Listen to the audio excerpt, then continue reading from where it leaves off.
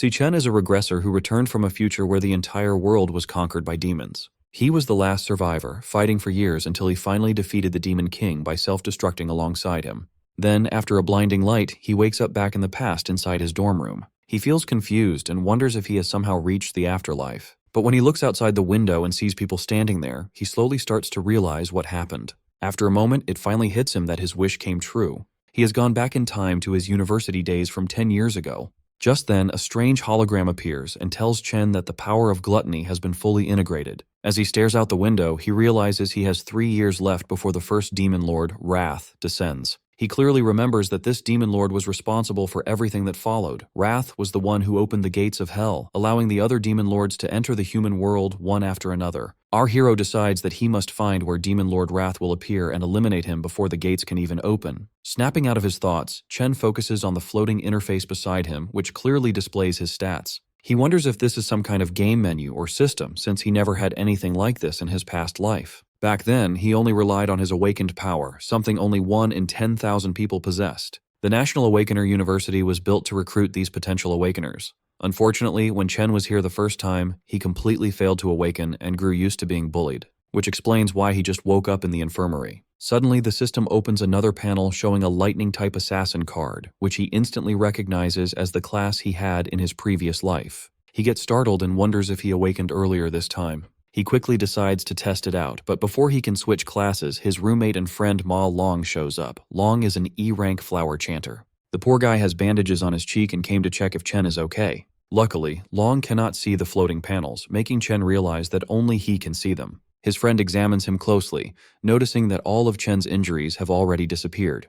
He wonders how a non-awakener is recovering faster than someone like him who already awakened. Chen remembers Long from his previous life. His roommate managed to awaken during university, yet he ended up as one of the weakest awakeners and was brutally murdered on the 3rd day after Wrath descended. Chen smiles quietly as he looks at his old friend again. Long then reminds him that their rank test is tomorrow and they need to get ready. Long feels bad for Chen, thinking he still hasn't awakened, but reminds him that this test is extremely important if he wants to graduate. As they walk through the lively streets, Chen casually mentions that it has been a long time since he saw so many people around, which scares the hell out of his roommate. Chen thinks to himself that if he does nothing in this life, they will all face the same miserable future again. Because of that, he decides to train as hard as possible and raise his level quickly. However, there is a problem. At this point in time, the only way for an awakener to gain experience and level up is by defeating monsters inside demon lairs. These lairs are completely controlled by major guilds, meaning weak people or outsiders like him have almost no chance to level up. He opens his status window and studies his stats, wondering where he stands compared to other awakeners and the monsters themselves. The government classifies awakeners into ranks, starting from E and going all the way up to S class. Chen knows that most students in the university are stuck at E rank, with only a few barely reaching D rank. He glances at his friend and quietly chuckles in his head, feeling confident that he at least ranks higher than him. Just then, a ball suddenly flies in and smacks straight into the poor nerd, knocking his glasses off and shattering them. It turns out they ran into the bully Gong Chung and his lackeys again, the same guys who beat them up just the day before. Chung smirks and asks him why he didn't bring crates of drinks when he already knew they were playing here. Long quickly apologizes and is about to buy the drinks with his own money, but Chen steps in and stops him, saying that the one who should be apologizing is actually Cheng. Seeing the bully again pulls Chen right back into his painful memories. Back then, they tried to drown him in a sink. Instead of feeling guilty, they claimed they were just forcing him to awaken.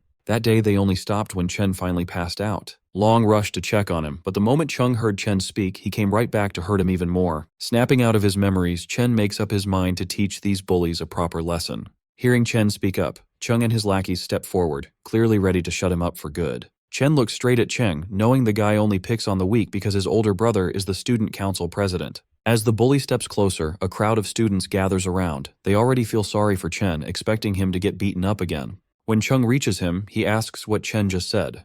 Without backing down, Chen calmly repeats that they need to stop bothering him from now on. Furious, Chung loses his temper and throws a punch straight at him. But this time, Chen simply raises his fist and blocks the attack with ease, even pushing the bully back. Everyone watching is shocked. As far as they know, Chen has not even awakened, yet he just stopped a strong attack like it was nothing.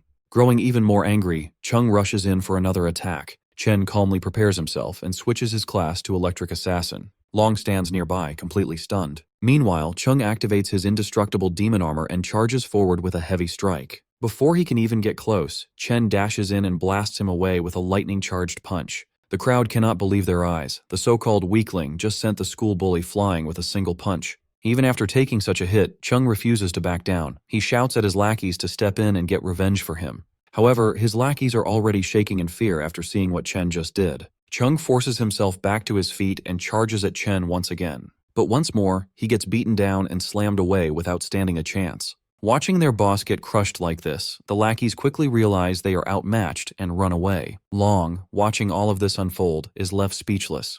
His jaw drops as he struggles to accept that his roommate, who was easily beaten just yesterday, is suddenly this strong. Chen, on the other hand, realizes that just like in his past life, he can switch into his assassin state whenever he wants. Even at level 1, his stats are high enough to handle low-level awakeners. This means his current rank must be at least D class.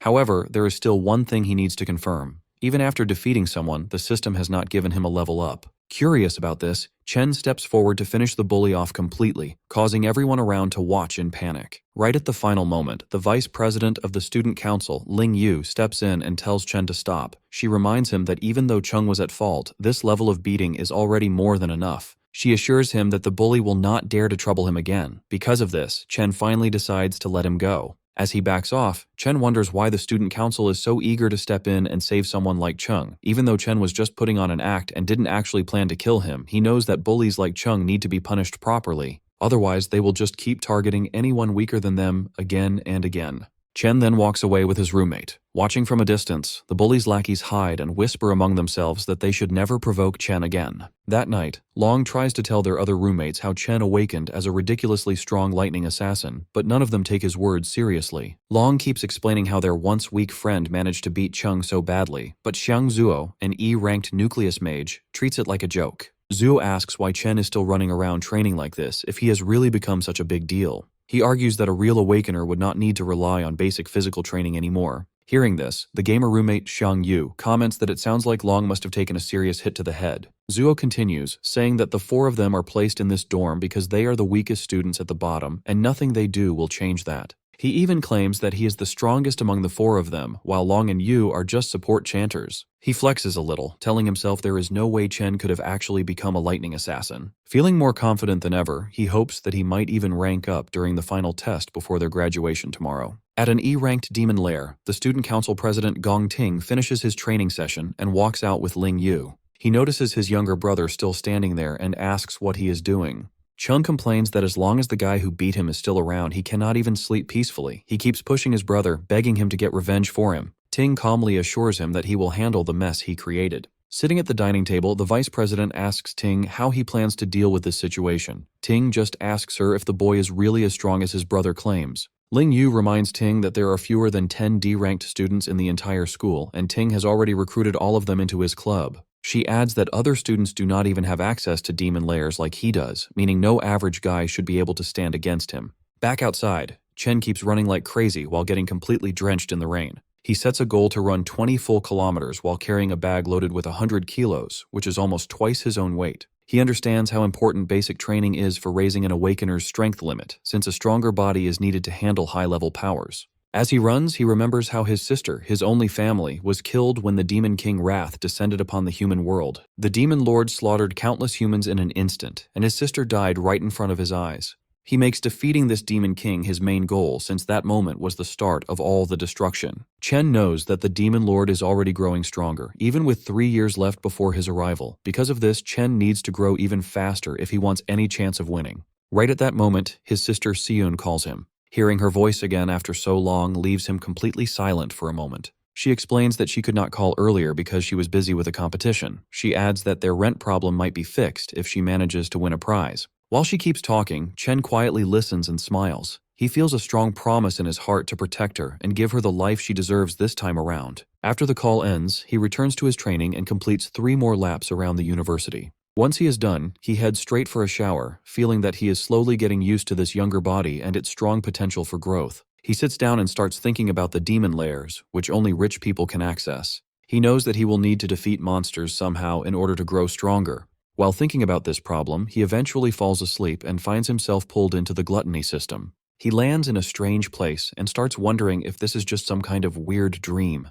Back outside, Long looks for Chen and wonders where he has disappeared to. Inside the strange space, Chen sees a massive tower standing right in front of him. Before he can get a good look at it, a group of E-rank cloud warriors called Death Hounds appears to greet him. Chen worries that he somehow entered a demon lair and quickly switches his class. Since the monsters appeared out of nowhere, he decides to deal with them first and figure out the rest later. He easily takes down the weak hounds, since they are all bark and no bite, and collects their dropped items. He quickly reaches level 2 and smiles, thinking he might have gotten lucky by stumbling into a demon lair. A boss monster shows up next, but Chen defeats it just as easily.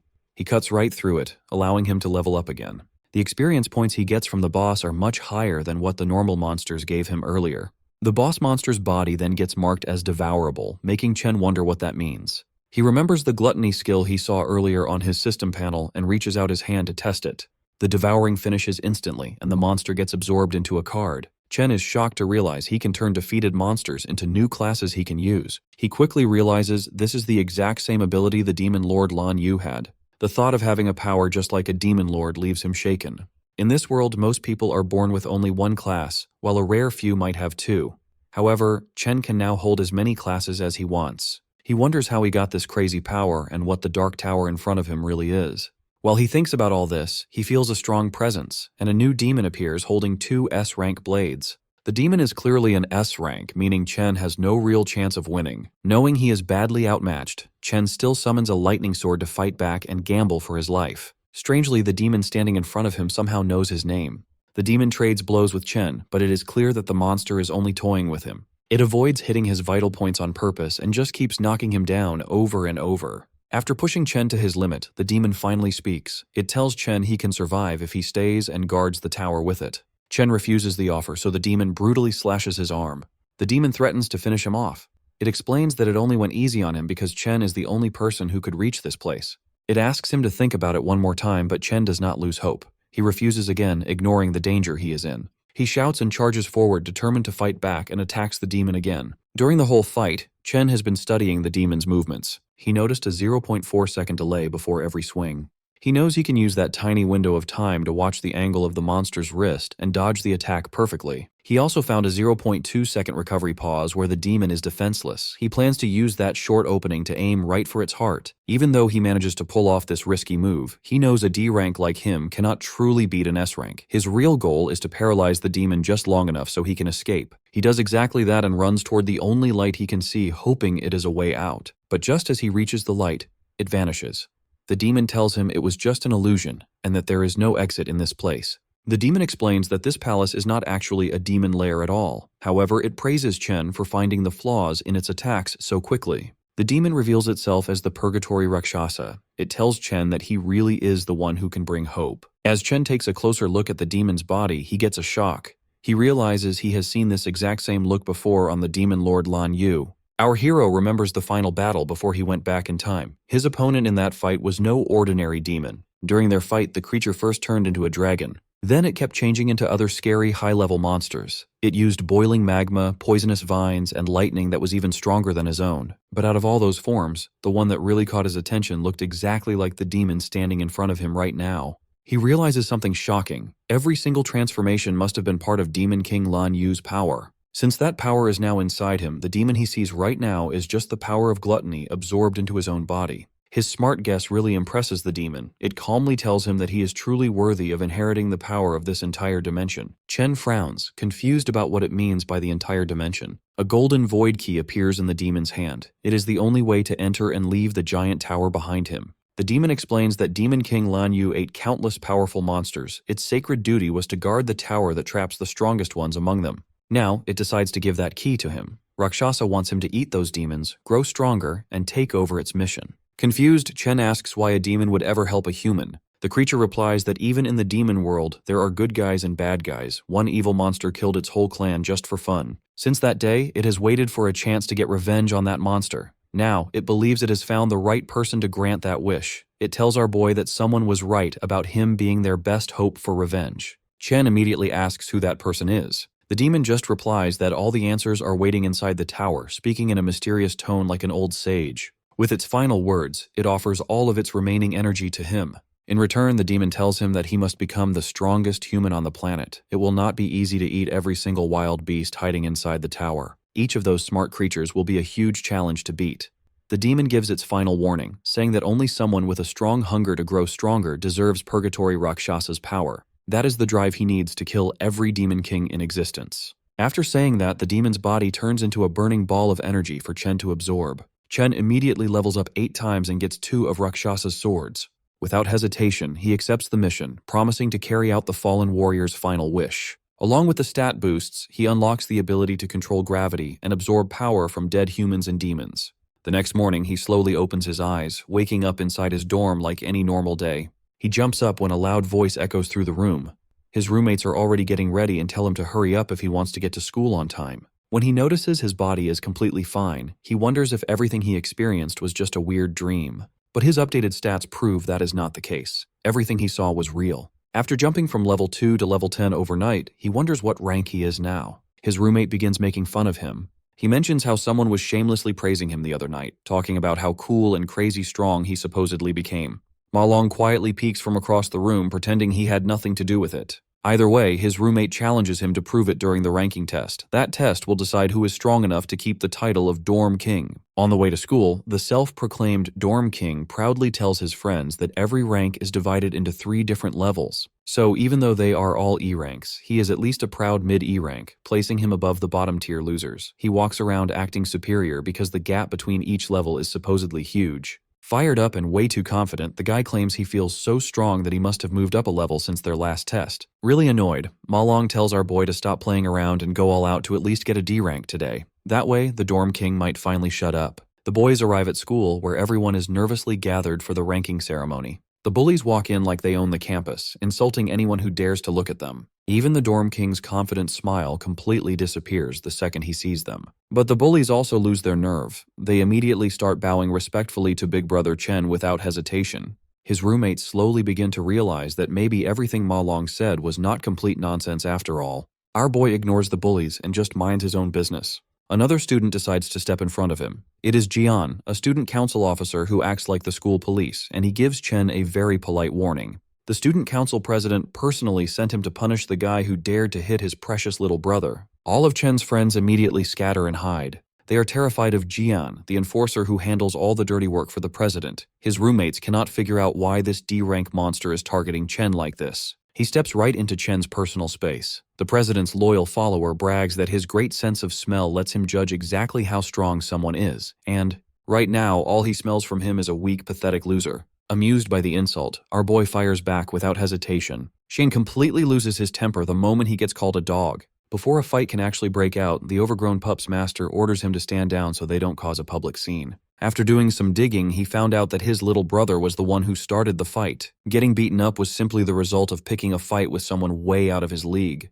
With that said, the president shoots him a glare sharper than daggers. But our hero isn't intimidated in the slightest. Just then, a professor announces that the rank assessment ceremony is officially starting. He asks all the students to step forward when their names are called. Hearing that, the president tells his lapdog they are leaving. He assumes this was a one-time incident and that Chen won't cause any more problems after being warned. Watching from high above, a man curiously asks the vice president why she is watching the ranking ceremony today. He wonders if a certain rookie has caught her eye. The lady smiles faintly, saying that this year will be quite interesting. Soon, Xiangzhou's name is announced. The Dorm King feels slightly nervous as he steps through the door. The atmosphere completely changes on the other side. The assessment is done one by one inside a special demon lair. In there, a demon heart connected to wires measures an awakener's rank and potential by absorbing their energy. When the awakener releases their full power, the signal transfers back to Earth, revealing their assessment results. The Dorm King's rank turns out to be exactly the same as last time. However, the professor looks confused when his potential score takes longer than expected to show up.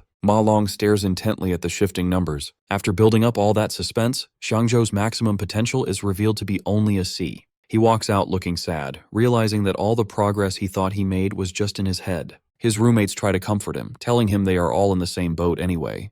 They are all stuck at E rank, with the potential to reach C rank at best. A few moments later, the president's lapdog walks out proudly. He is still a lower D rank, but he has the potential to reach A rank. Chen's roommates begin to lose hope, since they have already seen nearly 10 students reach D rank. Even the professors are shocked that so many students have reached D rank. It is rare for students without real combat experience to break past E rank. Filled with excitement, they call up the next student.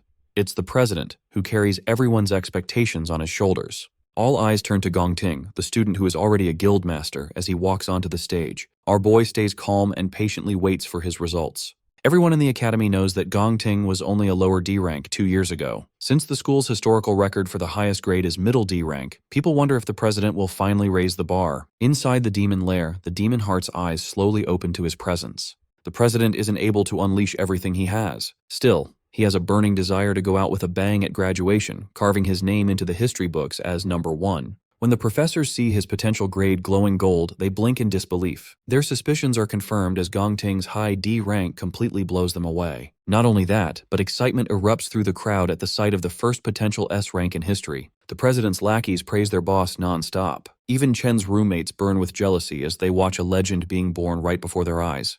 The professors quietly agree among themselves that this news must be sent to the administration immediately. They need to treat their precious S-rank candidate with the utmost care, making sure he never leaves the country. On top of that, he is the youngest student in the academy to be involved with a guild. Their school's name is now guaranteed to dominate the headlines. Observing from above, Principal Yuan Long realizes that Vice President Ling Yu already knew about his potential. That is exactly why she came in person to watch the ceremony. However, she makes things even more interesting by revealing that he wasn't the only one she came to observe today. Besides the flashy president, there is another student she finds much more interesting. Right on cue, that exact student is the next one called onto the stage. Jean comes up with a bright idea and decides to taunt the mysterious urban legend, urging him not to end up as E-rank trash like his roommates. He says they will become a laughingstock if that happens, adding that it's a disgrace for them to even show up at such a prestigious event. Long backs up his friend and boldly claims that he will knock everyone's socks off. The crowd watches in pure anticipation. Chen finally enters the demon lair, and the demon heart instantly senses intense pressure as he approaches.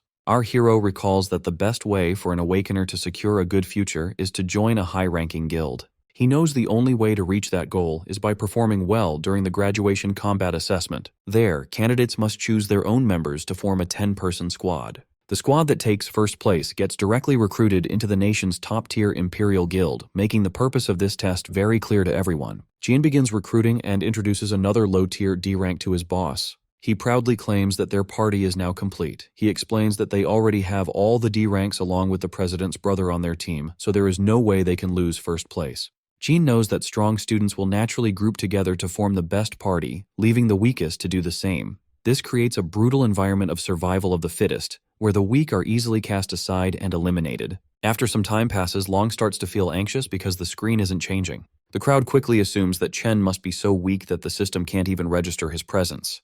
Jian then tells Ting that the remaining students are nothing but trash, so they should just leave instead of wasting their time. However, right as they get ready to leave, the screen suddenly flickers and displays a high D rank label, sending the entire crowd into chaos. Shock spreads across everyone's faces. The president and the student council also react in disbelief at this unexpected result. Soon, the system detects a strange change in the results. It turns out Chen is using the system to see how his level 10 base stats in his normal physical form translate during the evaluation. After seeing a D rank, he switches his class to the Infernal Death King, which is his weakest devoured class so far. His rank instantly shifts from high D to mid C, completely blowing the crowd away. The council struggles to believe that the machine is still working properly. Even the scientists question the situation, wondering why the results keep changing. They soon start to suspect that the machine might be broken beyond repair. At that exact moment, the demon heart becomes unstable, and the results change strangely once again. Chen notices this and decides to switch to a stronger class, transforming into the Purgatory Rakshasa.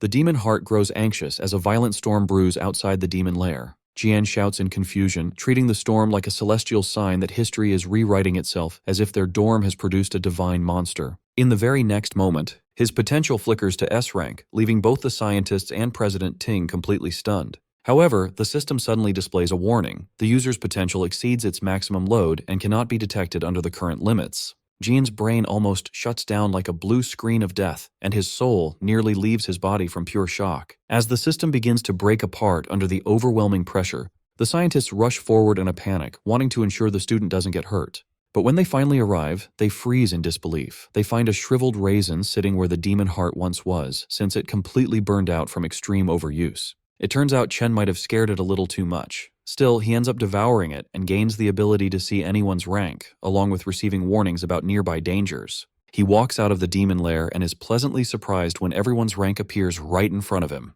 But he quickly notices that the president has hidden his true potential, turning out to be nothing more than a mediocre C rank at best. The scientists walk out awkwardly and inform everyone that the demon heart suffered a heart attack from extreme strain, so they must pause the testing for now. They label Chen's stats as a probable error and announce that a full report will be sent to the higher-ups for review. The remaining students are told to return the next day for their assessment, as a new testing device will be ready by then. On the way back, Chen's roommates hype him up and treat him like an absolute legend after what he just pulled off in front of everyone. Jean clearly can't handle his jealousy. He calls Chen a fraud and demands compensation for breaking the machine and wasting the council's time, acting like a sore loser. Just as Chen reaches his limit and prepares to destroy the guy on the spot, Ting steps in and immediately calls Jian out. The president warns him not to disrespect their teammate, which completely shocks Jian. Ting then extends his hand, inviting the newly revealed powerhouse to join his team. He confidently promises that together they will undoubtedly achieve the highest score in history. Jean starts to panic in the background. He knows someone will have to get kicked off the team to make room for Chen, and this will definitely cause trouble with the brothers. He knows that joining Ting's team practically guarantees first place. Because of this, he wonders what makes Chen so special, especially when other people could not even bribe their way onto the team no matter how hard they tried.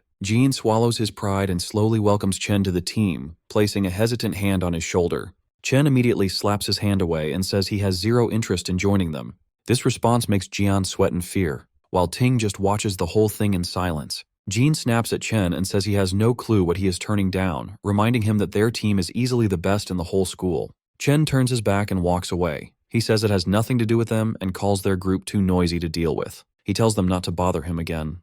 Jian boils with anger after being rejected so rudely. The whole school quickly begins to gossip about Chen's refusal. Most students think he plans to take first place all for himself after revealing his C rank. Now, the whole school gets to enjoy the drama unfolding right in front of them. Chen's roommates fully enjoy seeing the humiliated looks on Jian and Ting's faces after such a public and brutal rejection. The president stays calm and tells Jian not to worry if Chen has his own plans. Seeing this, the watching principal sighs in disappointment. He had really hoped the boys would team up. He wanted them to work together to break a new school record.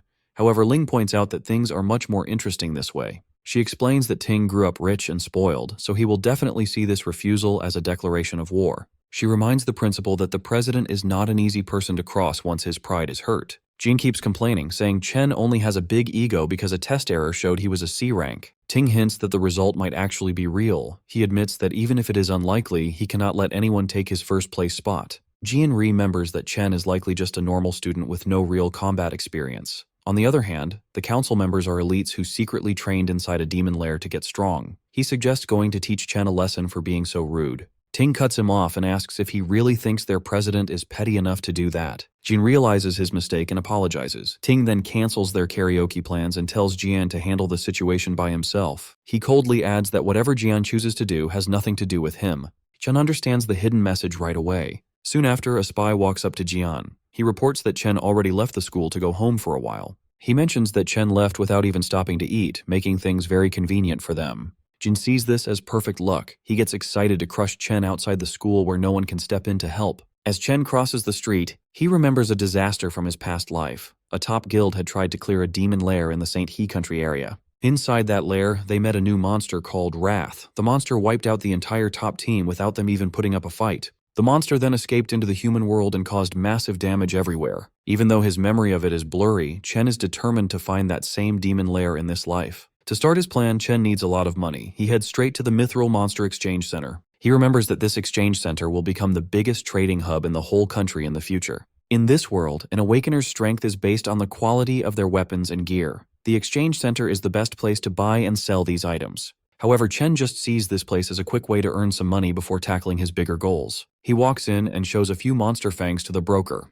The broker looks at them closely with clear suspicion. The broker asks how a mere student got these items. Chen calmly says they dropped from a monster he beat earlier. The broker is surprised and claims he has never seen fangs like these before. His assistant steps in and explains that the fangs come from an E-class monster called a Sang-Sin beast. She mentions that these fangs can be used to make an E-grade weapon or ground into powder for other uses. The rude broker cuts her off and drops the fang back on the table.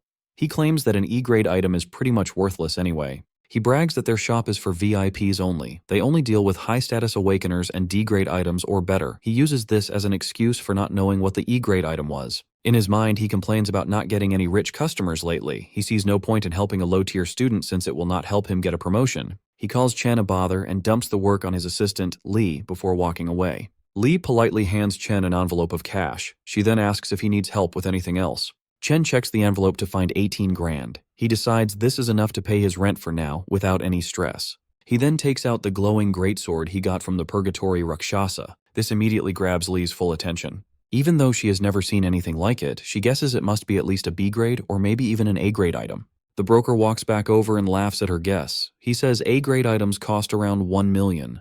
Having worked there for years, he claims he has never even seen an A grade item in person. Just then, the shop owner walks in. He calmly says that the weapon is neither A grade nor B grade. The broker praises his boss's smart judgment. He smugly agrees that a mere student could never own something so valuable. However, the owner explains that the weapon comes from the Purgatory lands. He reveals that it is actually an S-grade item. Both the broker and the assistant freeze in total shock after hearing this. The owner immediately shakes Chen's hand and warmly welcomes him as an honored VIP guest. He invites Chen into the VIP room and tells him to ask for whatever he needs. Chen feels very satisfied. The owner, Qingji, finally showed up just as he planned. Once they settle into the VIP room, the guild boss asks Chen how much he wants to sell the weapon for. Chen immediately answers with 1 million, which surprises the green-haired boss. The boss tells him it could easily sell for tens of millions, since it is extremely valuable. However, Chen explains that he just wants to use the greatsword as collateral for a $1 million loan for a month. This leaves the man even more surprised. He realizes Chen is very smart and wonders who exactly he is. Chen continues, saying he will pay back the main amount in 30 days and the interest the month after. Before answering, the guild boss tells the girl to step outside so they can discuss business privately. Once she leaves, the man mentions that he knows Chen goes to the National Awakener University, where the seniors are about to graduate. He adds that he knows the graduation test is in 30 days and the prize money is exactly 1 million.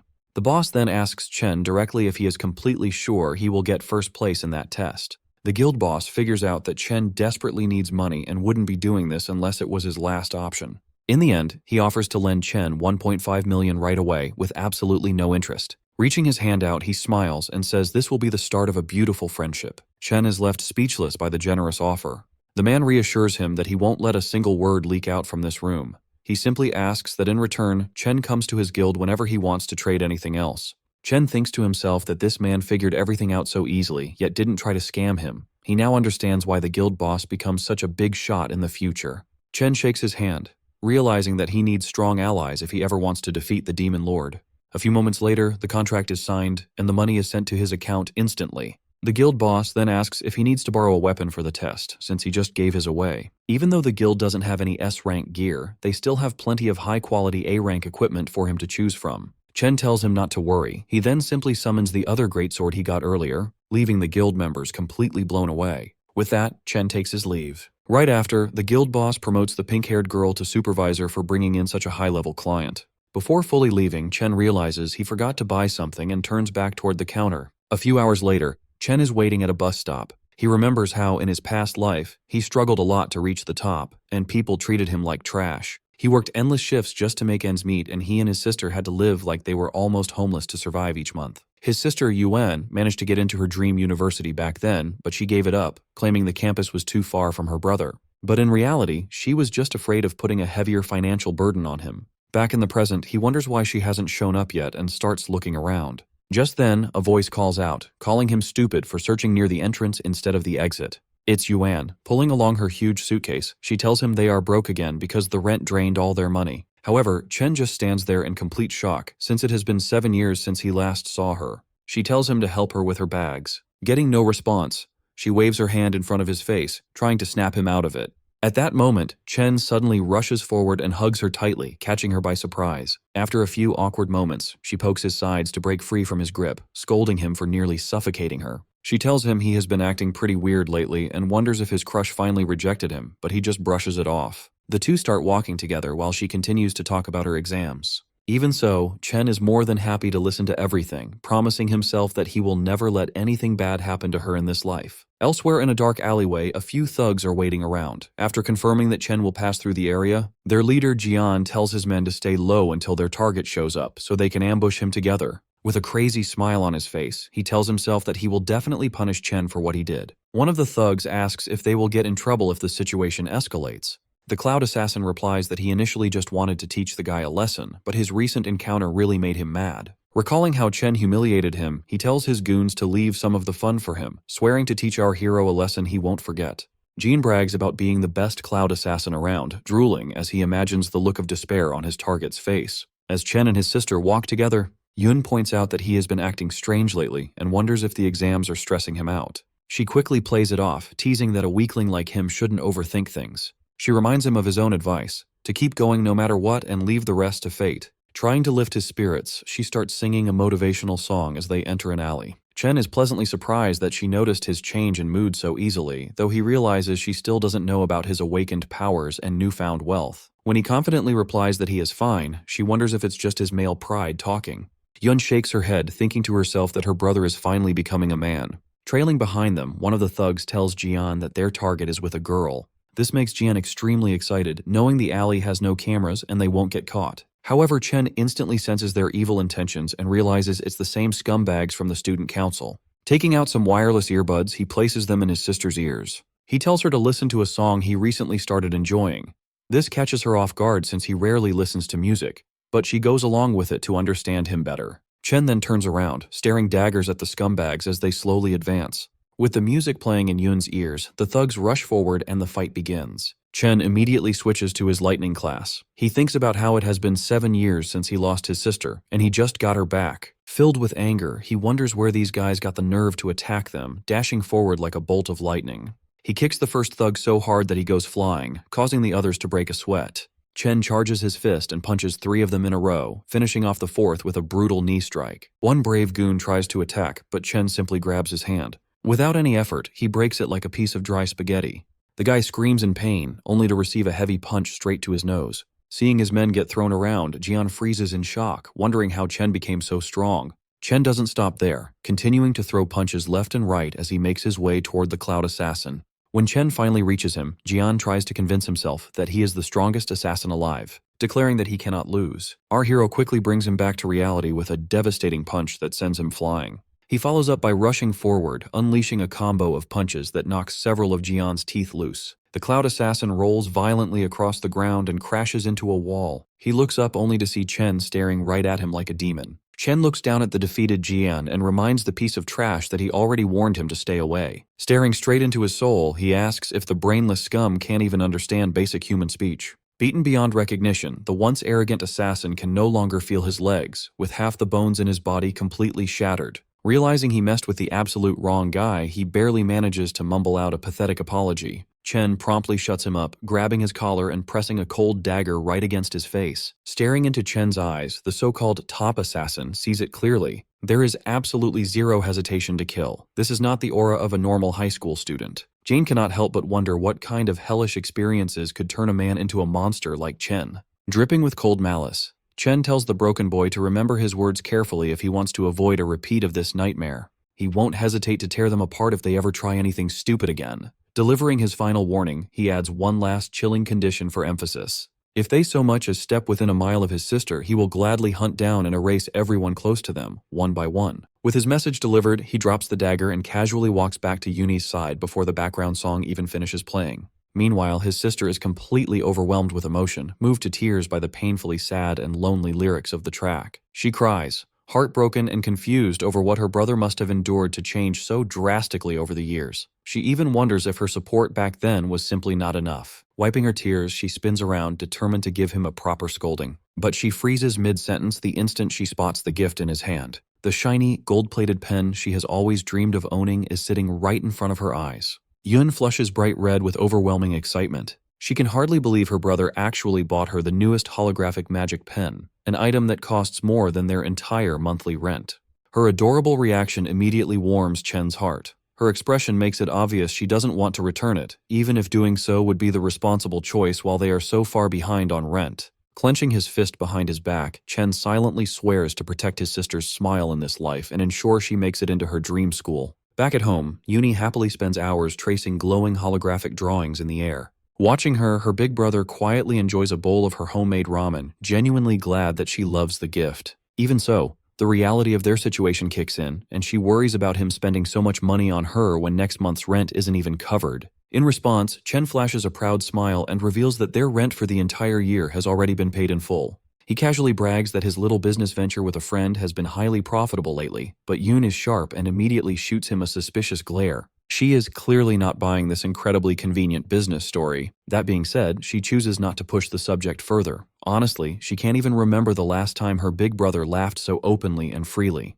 Gently patting him on the shoulder, she makes one simple request. Whatever secret hustle he's working on, he just needs to make sure he doesn't burn himself out. Meanwhile, at a quiet aquarium, Student Council President Ting shares some shocking news with his cousin. The city's best doctors have declared that their top assassin is critically injured beyond recovery. Over half the bones in his body are shattered beyond repair. The fact that he fought Chen was already unexpected, but the horrifying state of his body post-battle is absolutely staggering. His cousin reacts with chilling indifference.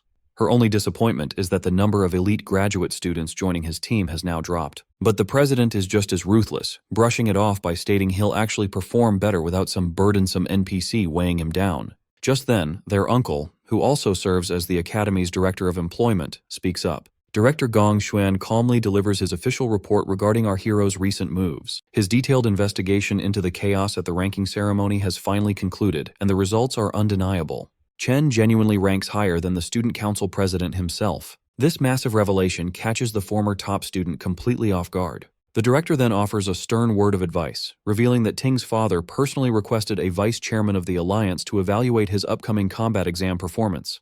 Because of this, Ting must ensure he shines brighter than anyone else. But just in case he fails to secure the spotlight, the director proposes a backup plan. The green-haired girl, his uncle's favorite niece, will join his team to guarantee they secure first place overall. However, the arrogant council president flatly rejects the offer without a second thought. He haughtily claims that he didn't even use a fraction of his true strength during the initial assessment. Supremely confident in his overwhelming superiority, President Ting assures them he will dominate the entire academy on his own. Back at the academy dorms, our boy Chen washes off after finishing a grueling daily 100-mile run with a heavily weighted backpack. He is completely locked in on one single goal, winning the $1 million prize in the upcoming graduation exam. This prize is his only real shot at fulfilling his deal with the Mithril Guild's Qingji and establishing a lucrative, mutually beneficial trade relationship. With only a few weeks left until the big exam, he lies down in bed, not to rest, but to continue his relentless grind even in his sleep. Transporting his consciousness into his demonic lair, he finds Demon King Lun Yu's enormous void tower looming before him. Without a hint of hesitation, he marches up the long, imposing staircase leading to its entrance. Previously, his first assessment using the Gravehound King class reached a respectable mid-C rank. On the other hand, the sheer, overwhelming strength of his Abyssal Fiend class completely overloaded the Academy's rating system. Even the Demon Heart itself was utterly incapable of properly classifying its true potential. Because of this, the only way to accurately evaluate his remaining classes becomes painfully obvious. He must unlock the Void Tower and test their raw destructive power directly on the battlefield. Stepping inside, Chen is curious about what kind of brutal, nightmarish challenge the tower will throw his way. But the moment he sees what waits for him inside, his eyes widen in pure shock. He gets transported to a strange dimension, standing on top of a massive white planet floating in space. The moment he takes his first step, he drops to one knee, barely able to keep his body upright. In the Fallen Star Wastes, the gravity is 10 times stronger than on Earth, and Chen feels the crushing pressure deep in his bones. Behind him, the tower entrance vanishes. He knows this means he has to defeat the boss to reopen the exit, so he needs to adapt quickly before any monsters can ambush him. However, a phantom lion prowling nearby isn't going to give him that chance. Left with no other choice, Chen instantly switches to his lightning class. The lion lunges at him, but he narrowly dodges and stabs it right in the shoulder. The beast roars in anger, but the strike doesn't do much damage since it missed its vital spots. He quickly realizes that his attacks are just as slow and sloppy as his current ability to move. The phantom lion easily pins him to the ground and goes in to take a bite out of him. This shows just how well these monsters have adapted to the extreme gravity. He lets the lion bite his arm for a moment before quickly switching to his Abyssal Fiend class. The change instantly gives him a different kind of stat boost. Trading away some speed, he gains a massive amount of strength and stamina, which is exactly what he needs for close combat. His class change slams the aggressive beast down, immediately flipping the fight in his favor. Rakshasa's gravity manipulation proves to be extremely useful. On a planet with 10 times normal gravity, a 3-time multiplier hits with brutal force. The lion roars furiously, but Chen shows no mercy, crushing it right into the ground. Afterward, he sprawls out on the floor to catch his breath. Gluttony surprises him with a well-deserved level-up notification. He then learns that every class has a star rating. The number of stars shows how much his stats boost when he switches to that class. Right now, Purgatory Rakshasa has the most stars out of all his options. But even with that advantage, he still had to fight for his life against a B-rank Phantom Lion. It is clear he still has a long way to go before reaching his full SSS rank potential. To make matters worse, he's annoyed to see that Gluttony won't even give him the option to absorb the creature. This monster clearly wasn't the floor boss either, since the exit didn't appear after he killed it. Suddenly, a massive door opens behind him. Dozens of glowing eyes peer out from the dark. Reality hits him hard. All the effort it took to beat just one Phantom Lion is nothing compared to what is coming next. Countless B-rank monsters pour out of the door, clawing and attacking him from every direction. Only now does he finally understand what Rakshasa warned him about. The demon told him that the tower was filled with ruthless beasts and that his path would be full of endless pain and suffering. But he was also told to endure it all so he could adapt and grow stronger. Chen suddenly jolts awake from his sleep, feeling like he just survived the worst nightmare of his life. Everyone else in the room is still fast asleep, completely unaware that he just felt the agony of being torn apart by monsters. He finally realizes that the Purgatory's Void Tower isn't a shortcut to instantly leveling up. He is only at the very start of a long and painful journey. A few weeks pass, and it's finally time for the Academy's graduation exam. Many VIPs are there to watch the promising new batch of students. New rules are announced for forming teams, requiring at least one high E-rank student in every party. When it is time to form teams, it's announced that all students can now see each other's ranks. This helps everyone quickly decide who to recruit for their group. The students are listed in order of their rank, from highest to lowest. But Ma Long quickly notices something weird. Chen is also confused when he sees his name sitting all the way at the very bottom of the list. All eyes turn to him, as everyone wonders how a high-grade awakener could possibly be in the lowest spot. The jealous students immediately start talking trash, convinced that his original high rank was just a mistake in the test. Still, even they can't deny that his strength is real, and having him on their team would easily boost their scores. Council President Ting stays quiet while people whisper about the fool who must be regretting his choice to reject the president's offer. It turns out the man behind this trick is his own uncle, Gong Xuan. He figured no one would invite Chen to their party after seeing him ranked at the bottom. His plan was simple. If Chen can't even qualify, he won't get a chance to beat the president's team. A few hours earlier, the entire classroom practically begs President Ting to let them join his team. They try their best to flatter him, but Chung shuts them down, saying they can only add one more person. Now, all the other students have formed their own teams, leaving only the weakest dorm behind. Long says they tried asking everyone, but no one wants to join them. Since they only have 4 people right now, they cannot take part in the graduation test. He complains that it is very suspicious that Chen's score was dropped to the lowest rank, making him unfit to even take part. Since the rules require at least one high-level E rank, it feels like their group was targeted on purpose. The graduation test is the only way students can show their talent and get scouted by top guilds. In the final test, the number of participants decides how many monsters the group will face, so having more people is not an advantage. That is why no one wants anything to do with the weak students, as they would only be an extra burden. To make things worse, the 3 lowest-ranked students are all from the same dorm, leaving them completely isolated. A student calls out to Zuo and tells him they are only missing one person. The guy tries to manipulate him, saying he surely does not want to fail the graduation test by teaming up with his weak dorm mates. Chen realizes that if this keeps going, there is a high chance they will all be left out and will not even get to compete. However, the dorm king rejects the offer and says he will never abandon his roommates. The other group leaves in anger, but he still warns them not to underestimate others. Checking the student list, Long announces that almost everyone has already formed their teams.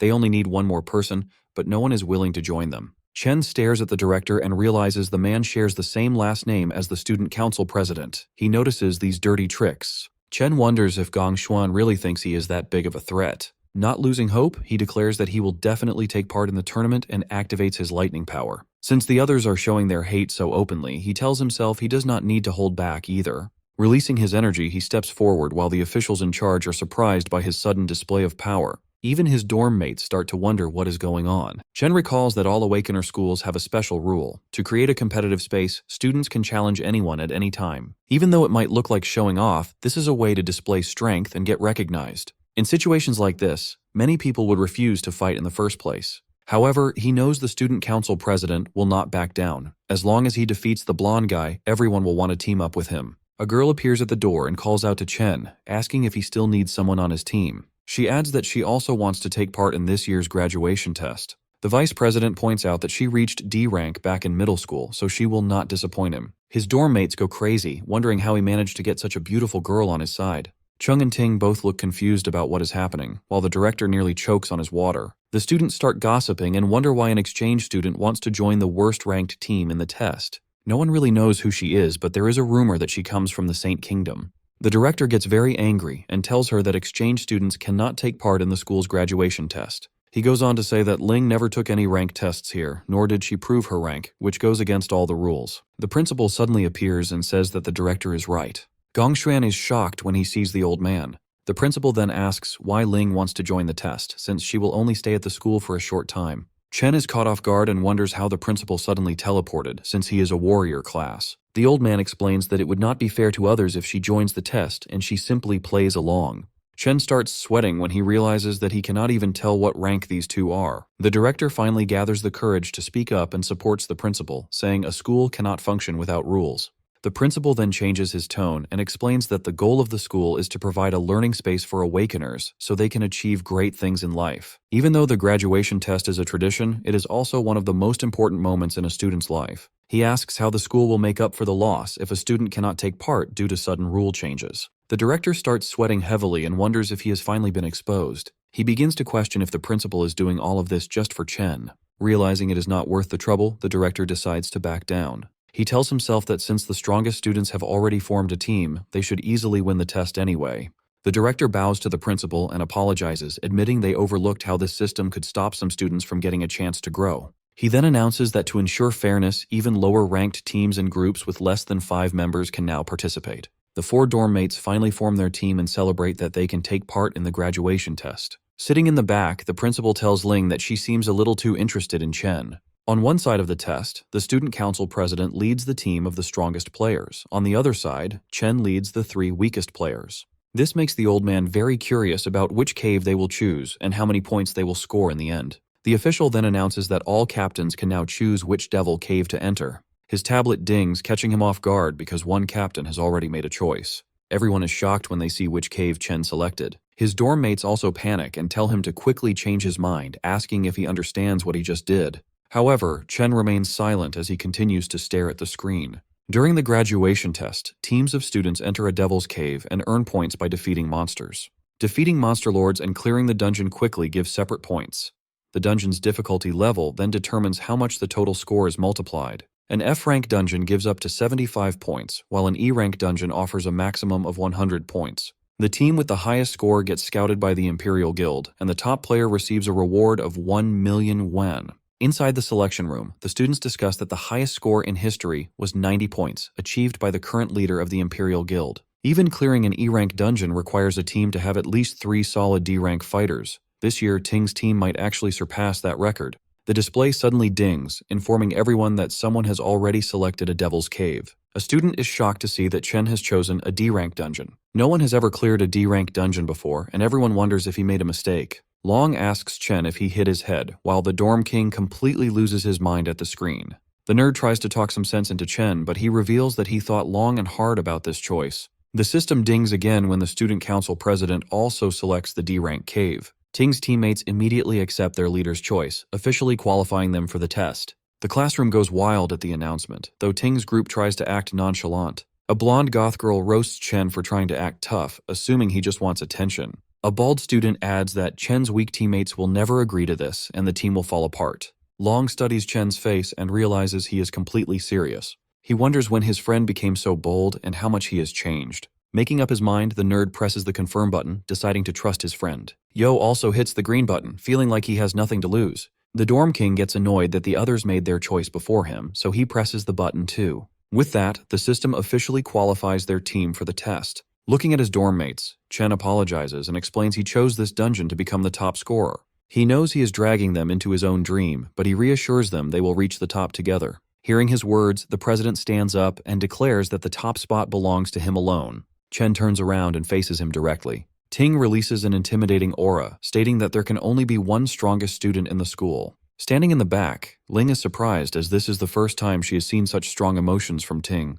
The rivalry between the two is now out in the open. The principal feels proud that the students are so fearless, but Ling is uneasy about Chen choosing a D-rank cave, which even a C-rank fighter cannot clear alone. Even though a student can earn 150 points from a D-rank cave, the difficulty is just too high. On top of that, his teammates are not well suited for it either. The principal adds that with only a month left, it will be impossible for them to improve enough in time. Even so, he still hopes for the best. 2 weeks later at the training grounds, everyone lies exhausted on the floor. Long asks why they are doing physical training while the other students are using simulation training. Chen made them go through all kinds of exhausting exercises, leaving them extremely frustrated. Chen explains that simulation training is actually no help at all. When someone enters a devil's cave for the first time, their mind goes blank and their instincts are the only thing that saves them. The physical training is meant to improve their strength so they can move faster and react better. The best training would be to enter a real dungeon and gain experience, but ordinary students can only dream of that. Only the elites get those opportunities. Furthermore, the elites do everything they can to make sure normal people never catch up, allowing them to stay on top. They have access to resources that regular people spend their entire lives trying to get. The Dorm King asks what ordinary people are supposed to do in that situation. Chen reveals his plan, saying that if they manage to join the Imperial Guild, they can change the entire system. The graduation test is their only real chance to surpass the elites.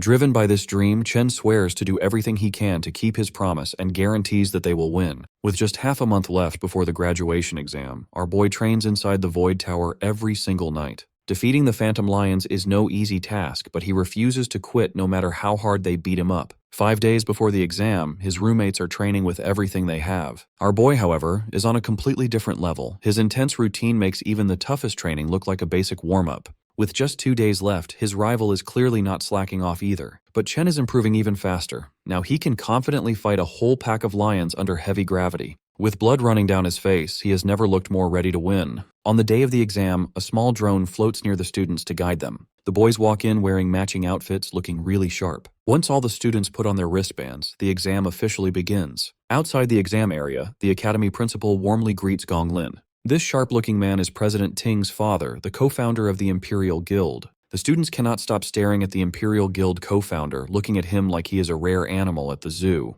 Their curiosity grows even more when they see the principal and the guild co-founder welcome a fancy white limo. A red-haired man named Carl Cavendish calmly steps out of the car. The students freak out because everyone recognizes him as the vice chairman of the World Guild Alliance. Someone as important as him would normally never visit a place like this. Inside a VIP room, the director tells the special guests that 23 teams are challenging F-rank demon lairs. A few groups chose E-rank lairs, and only 2 brave teams picked D-rank lairs. The Alliance Secretary Sigrid looks very surprised that the students would make such a risky choice. Usually, even a D-rank team needs to prepare carefully before entering a D-rank lair. She asks if the Academy really thought about the students' safety. Hearing her concern, the director calmly explains that the students fully understand what they signed up for. He made it very clear that Awakeners with no real combat experience usually struggle against even F-rank monsters. But the real danger is the lair's boss, which is much stronger than the normal monsters. Many teams end up failing because they cannot defeat the boss. However, things are completely different inside E-rank lairs. Even the basic monsters there are as strong as an F-rank boss. This hard truth is something students usually learn the hard way.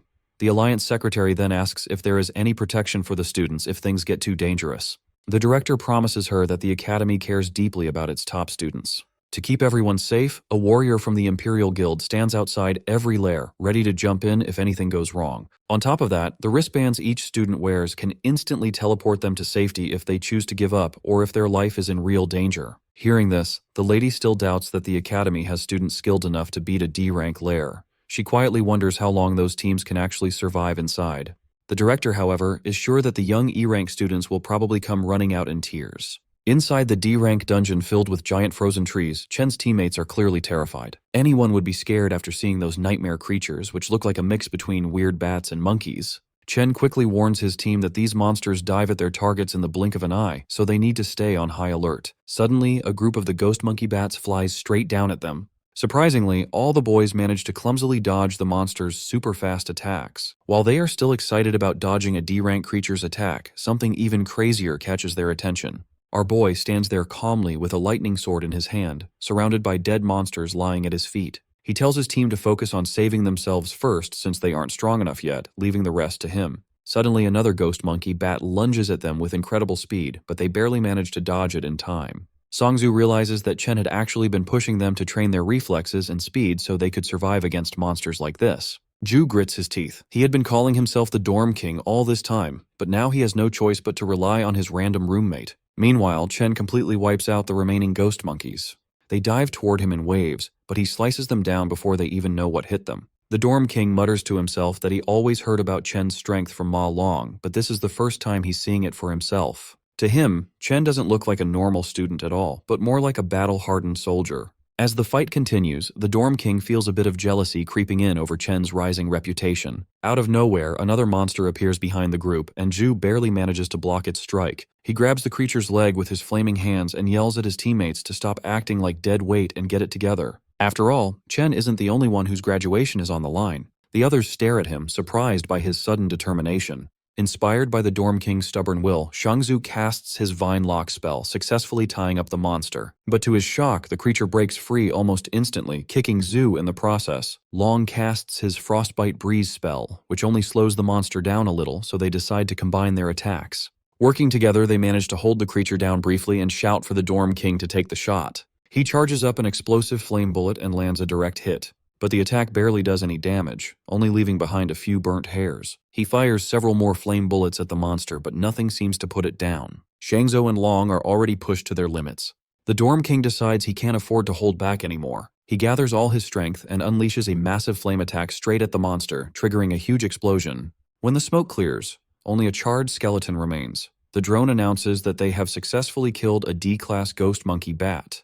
The three of them collapse onto the ground, completely drained. They are thrilled that they actually managed to defeat a D-class monster on their own. Chen walks over, slightly surprised, and they immediately ask if he saw them take it down. The monster leaves behind a single finger bone as loot, and Zuo tries to act tough, casually claiming that killing it was a piece of cake. Chen congratulates them anyway. Soon after, the drone announces that all the monsters inside the Devil's Cave have been cleared. Watching the live feed, Director Gong nearly loses his mind.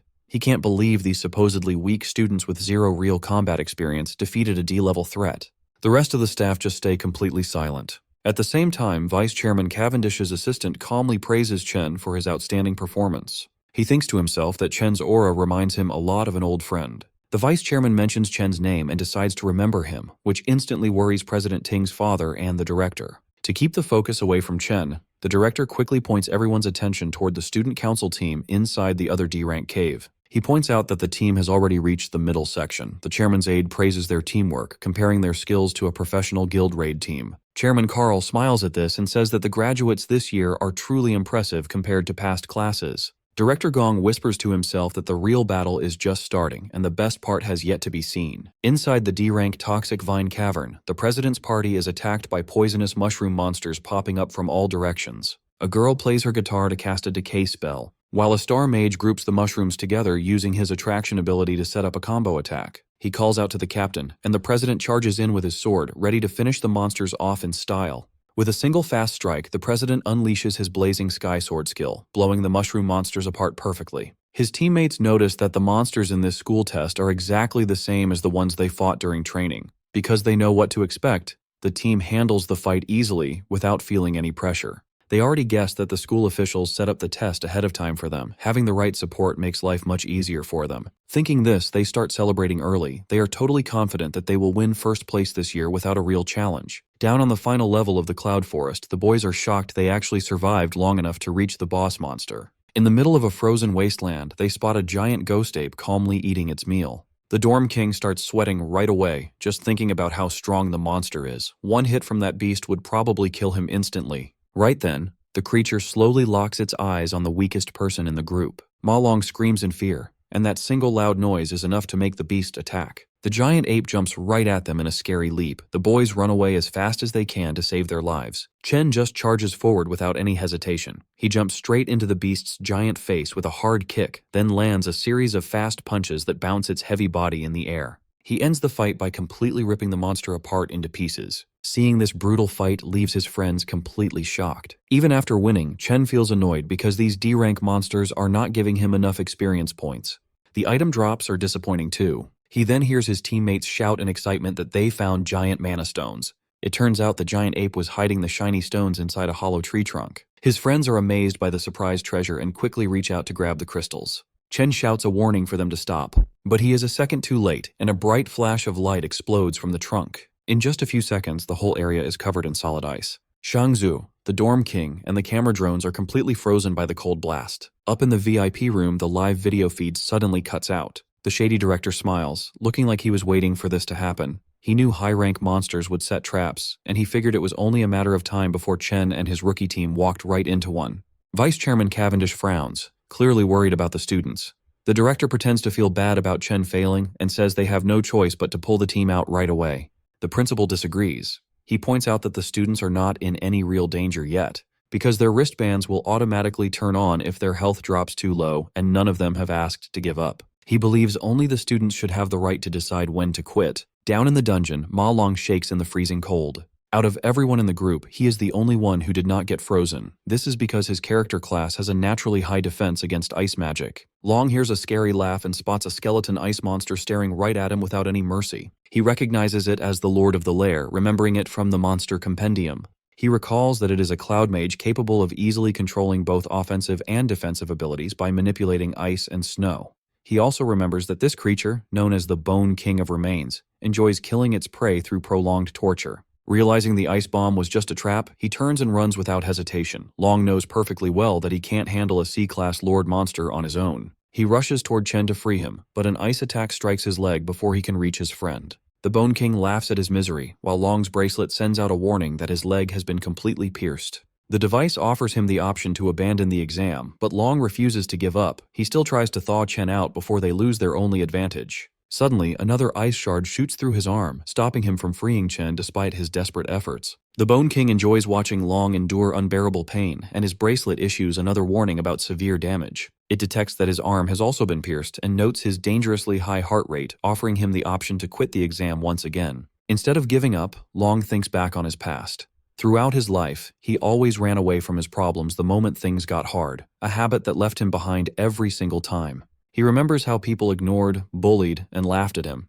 He and his friends have worked way too hard to reach this point to just quit now. Seeing this as his final chance to change his fate, he gathers the last of his strength, stands up, and finally manages to release Chen. He stands tall just as the Bone King unleashes a relentless barrage of icicles straight toward him. Right as the attack is about to land, Long lets out a loud roar, and Chen finally opens his eyes. The ice block shatters into pieces, and Chen rushes forward, carrying Long away from danger in one swift move. This sudden escape catches the Bone King off guard. Long quickly realizes that Chen managed to break free from the icy prison entirely on his own. Chen thanks Long for trying to help him earlier and immediately asks about his injuries with clear concern. Long replies that the bleeding has stopped for now, so he will survive. He informs Chen that the monster is a cloud type, C-rank lord known as the Bone King, warning him that it is extremely dangerous in combat. He adds that they must avoid getting frozen again at all costs if they want to survive. They turn back and see the Bone King charging up a massive cluster of ice shards. Long is stunned, realizing the monster is about to drop a giant ice nuke on them. In the next instant, the bomb crashes down, covering everything in blinding white. The monster begins to laugh, but suddenly stops when it notices that both boys are still alive after the devastating attack. Chen switches his class to the Doomflame King and activates his Cloud Warrior Frost Body, granting him complete immunity to cold damage.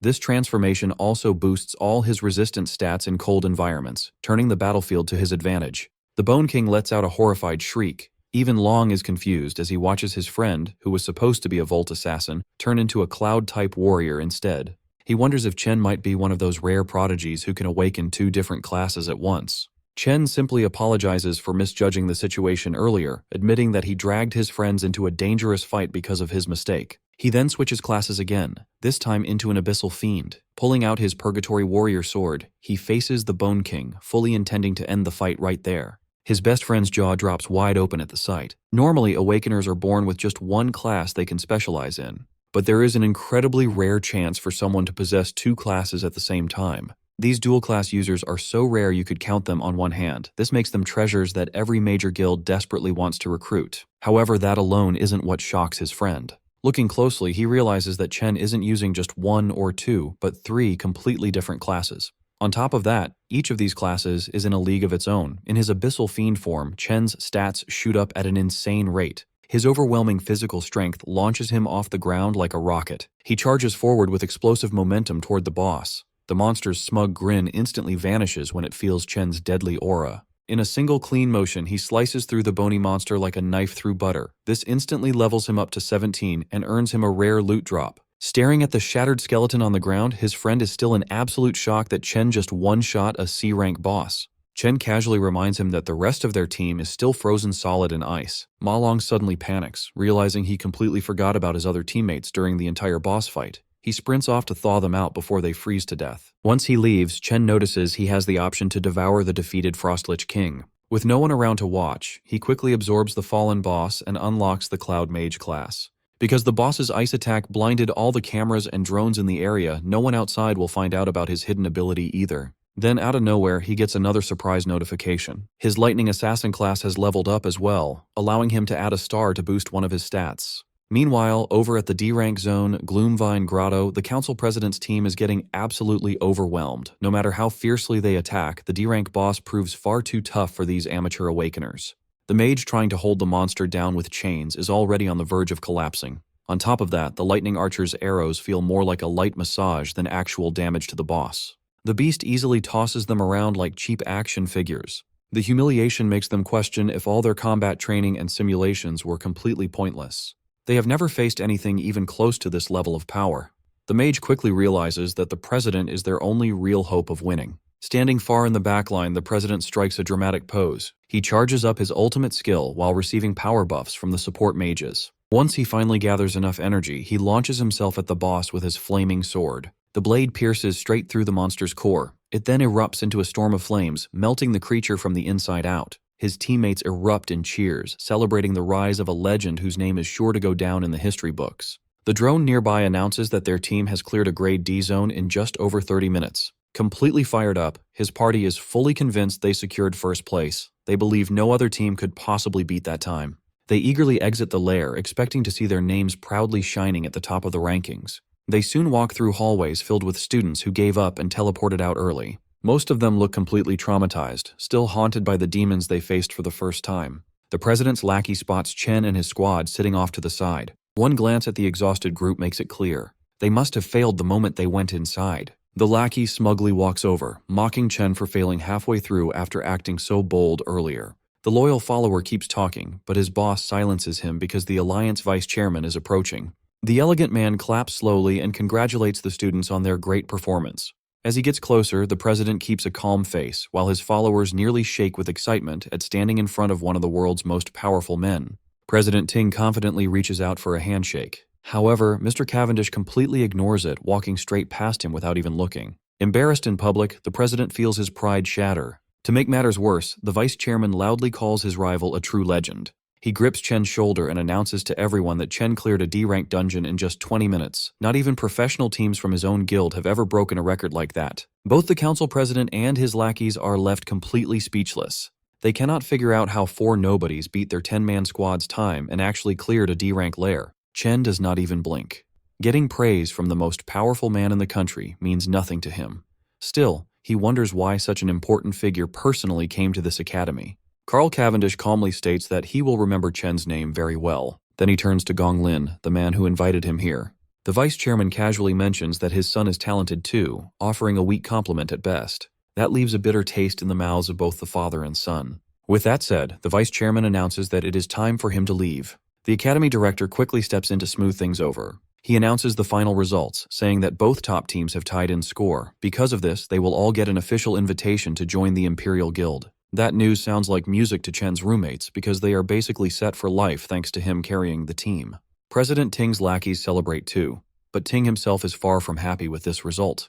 The director then adds that the captains will get management roles in the guild for their leadership and the $1 million cash prize will be split evenly between them. Hearing that, both team leaders are visibly surprised. Chen quietly worries that $500,000 will not be enough to pay off his debt. He needs to find another way to earn the rest of the money and keep his promise to the Mithril Exchange Guild. But that worry might not matter because President Ting openly refuses to accept a tie. He boldly declares that a one-on-one duel will decide the true winner, as there can only be one champion. This sudden challenge is so shocking that it catches the attention of the director and even the vice chairman. Alarmed by his nephew's reckless move, the director urgently tries to talk him into accepting the tie. The older man explains that a tie is the best possible result, especially after his earlier embarrassment. The director assumes Chen will reject the pointless duel, but Chen immediately accepts the challenge on one condition: the winner takes the entire $1 million prize. This unexpected twist is interesting enough to make the vice chairman pause and cancel his departure. With that settled, Chen steps forward to face him directly, ready to settle the score once and for all. Sometime later, Qingzhi tells Si Chen he expected him to take first place, but getting a perfect score was beyond his expectations. Seeing Si Chen all over the news, Qingzhi feels his financial support was a wise choice. He offers to cancel Si Chen's 1.5 million debt, calling it an angel investment in his future. Unwilling to accept handouts, Si Chen firmly states that a debt is a debt and must be repaid in full. Si Chen announces he came to discuss two things, which immediately catches Qingzhi's interest.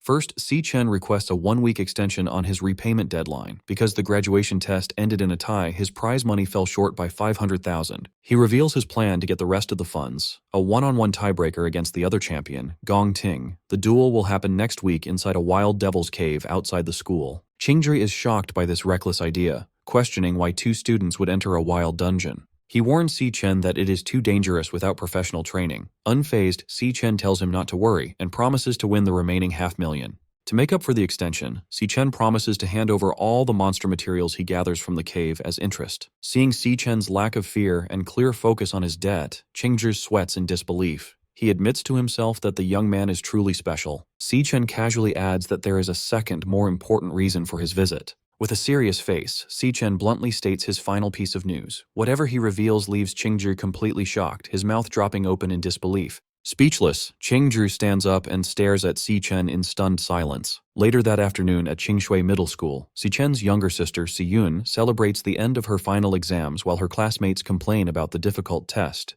Checking her phone, she happily notes the start of her summer vacation. She suddenly remembers that today is also a big day for her brother. His graduation assessment. She looks at her phone's lock screen, which shows a cheerful selfie of her and Si Chen. 4 years ago, an excited Si Chen burst into the room with his admission letter from the National Awakener University, thrilled that he had elemental potential. A younger Si Yun excitedly asked if he was going to become an awakener like their parents. Full of hope, Si Chen promised to join a top guild, make money, and give her a better life. He also believed that gaining power would let him find the truth behind their parents' disappearance. Si Yun cheered him on, confident her brother would become a strong awakener. In a more recent memory, a sad Si Chen sat at his desk. He worried that he was already a senior and still hadn't awakened his powers, while Si Yun watched him. Noticing her worry, he quickly tried to hide his sadness. Forcing a smile, he told her everything was fine and he just needed to work harder. Si Yun reflects on her brother's journey. Despite working harder than anyone, he was the only student who failed to awaken. She realizes how lonely he must have felt watching his peers succeed, all while hiding his pain to protect her. Her classmate, Zhu Tong, runs up and greets her. Zhu Tong asks if Si Yun has heard the latest news. She reveals that the National Awakener University produced 2 genius graduates this year. Zhu Tong explains that both graduates led their teams to perfect scores and were praised by the vice chairman of the Guild Alliance, making their county famous. Zhu Tong remembers that Si Yun's brother goes to that university and asks about him. Si Yun hesitates, feeling sad about the question. Before she can answer, a pink-haired student interrupts them with a flirty greeting. The boy, school idol Jin Duoxin, smugly tells Si Yun he booked a private room and asks if she is free to join him tonight. Zhu Tong is shocked, asking since when Si Yun knew the school idol. Si Yun just looks very annoyed. Without saying a word to him, Si Yun turns and runs down the hallway as fast as she can. A confused Zhu Tong wonders why her friend is running away, while Jin Duoxin watches her leave. Sprinting home, Si Yun imagines her brother crying in failure while his peers celebrate. Desperate to comfort him, she decides to prepare a big feast to cheer him up. Later that night at their apartment, Si Yun prepares a huge, delicious spread of food with a hot pot and many side dishes. Si Chen is amazed by the feast, asking his sister how she made so much food so quickly. As Si Chen happily eats, Si Yun watches him quietly, full of concern. On the TV, the news broadcasts a report on the graduation test at the National Awakener University. Si Chen continues to enjoy his meal while the news details the visit of Vice Chairman Carl. Seeing him act so cheerful, Si Yun assumes he is just faking it to hide his failure. The news reports a rare dual champion event where 2 students got perfect scores. The broadcast reveals that Vice Chairman Carl praised one of the team leaders who earned the perfect score, announcing the name Si Chen. Hearing the name, Si Yun looks at the TV in shock. She cannot believe the news that her brother, whom she thought failed, is actually the genius with a perfect score. In a dark room, a bloody whip lies on the floor, and a voice coldly states that the stage has been set. The speaker is Gong Lin, standing over his beaten son, Gong Ting. Holding the whip, Gong Lin yells at him, saying he had invited a special audience for his son's victory. He scolds his son for ruining the performance he had planned. Covered in bloody marks, Gong Ting breathes heavily as his father angrily reminds him that he embarrassingly tied with a nobody. He declares that Gong Ting will no longer make his own decisions. He reveals that he has already taken control and rigged the upcoming tiebreaker. Gong Ting hangs his head in defeat as his father coldly states he will handle the situation himself. He vows to get the victory by any means necessary, obsessed with ensuring first place belongs only to the Gong family. Meanwhile, hearing the news, Si-yun turns to her brother and asks if the Si-chen mentioned on TV is really him. Si-chen calmly eats his dinner and confirms that it is indeed him. Shocked by the confirmation, Si-yun drops her spoon, which shatters on the floor, as a flash of lightning outside mirrors her surprise. She stares at him in disbelief, realizing her own brother achieved such a great feat during the graduation assessment. She is amazed that he not only led his team to a perfect score, but was also personally praised by the vice chairman of the Guild Alliance. A stunned silence settles over the dinner table. Overcome with emotion, Si-yun lowers her head and wipes away tears, thinking of him as her silly brother. With tears of joy and pride, she smiles at Si-chen, realizing he finally made it to the top. On the night of the graduation combat assessment on June 17, 2157, Vice Chairman Carl Cavendish relaxes in a private dining room eating some premium beef. While enjoying his meal, he asks his companion for a progress report on her current assignment. Sitting across the table from him is Ling Yu. She hands over a black folder with top-secret files on a subject called the Devourer. She informs Carl that the target left no traces over the past year and warns that their surveillance might be discovered. Unbothered by the warning, Carl praises her work and tells her to eat first. Ling Yu hesitates, mentioning she has one more piece of information to share. She reveals she noticed a highly suspicious individual who recently contacted Carl, which immediately grabs his attention. She explains that the rapid rate of this person's power increase is completely abnormal. Inside the Devil Tower, a shirtless Si-chen crackles with golden electricity. He reflects that he has spent over half a month on the first floor, taking out nearly every monster. He has fully adapted to the floor's 10 times gravity. His system interface shows his Lightning Assassin class at level 17, with heavily boosted stats. After the graduation battle, his Lightning Assassin class reached 100% proficiency and rewarded him with an attribute point. This confirms that actively using a class increases its proficiency. Surrounded by the glowing avatars of his 4 classes, Si-chen realizes none of them have reached their maximum limit yet. He puts his new point into speed, the most important stat for an assassin. The multiplier boosts his speed to 740, equal to an A-rank assassin. Even with this massive speed increase, he finds himself in a tense standoff against a pack of glowing purple phantom lionesses.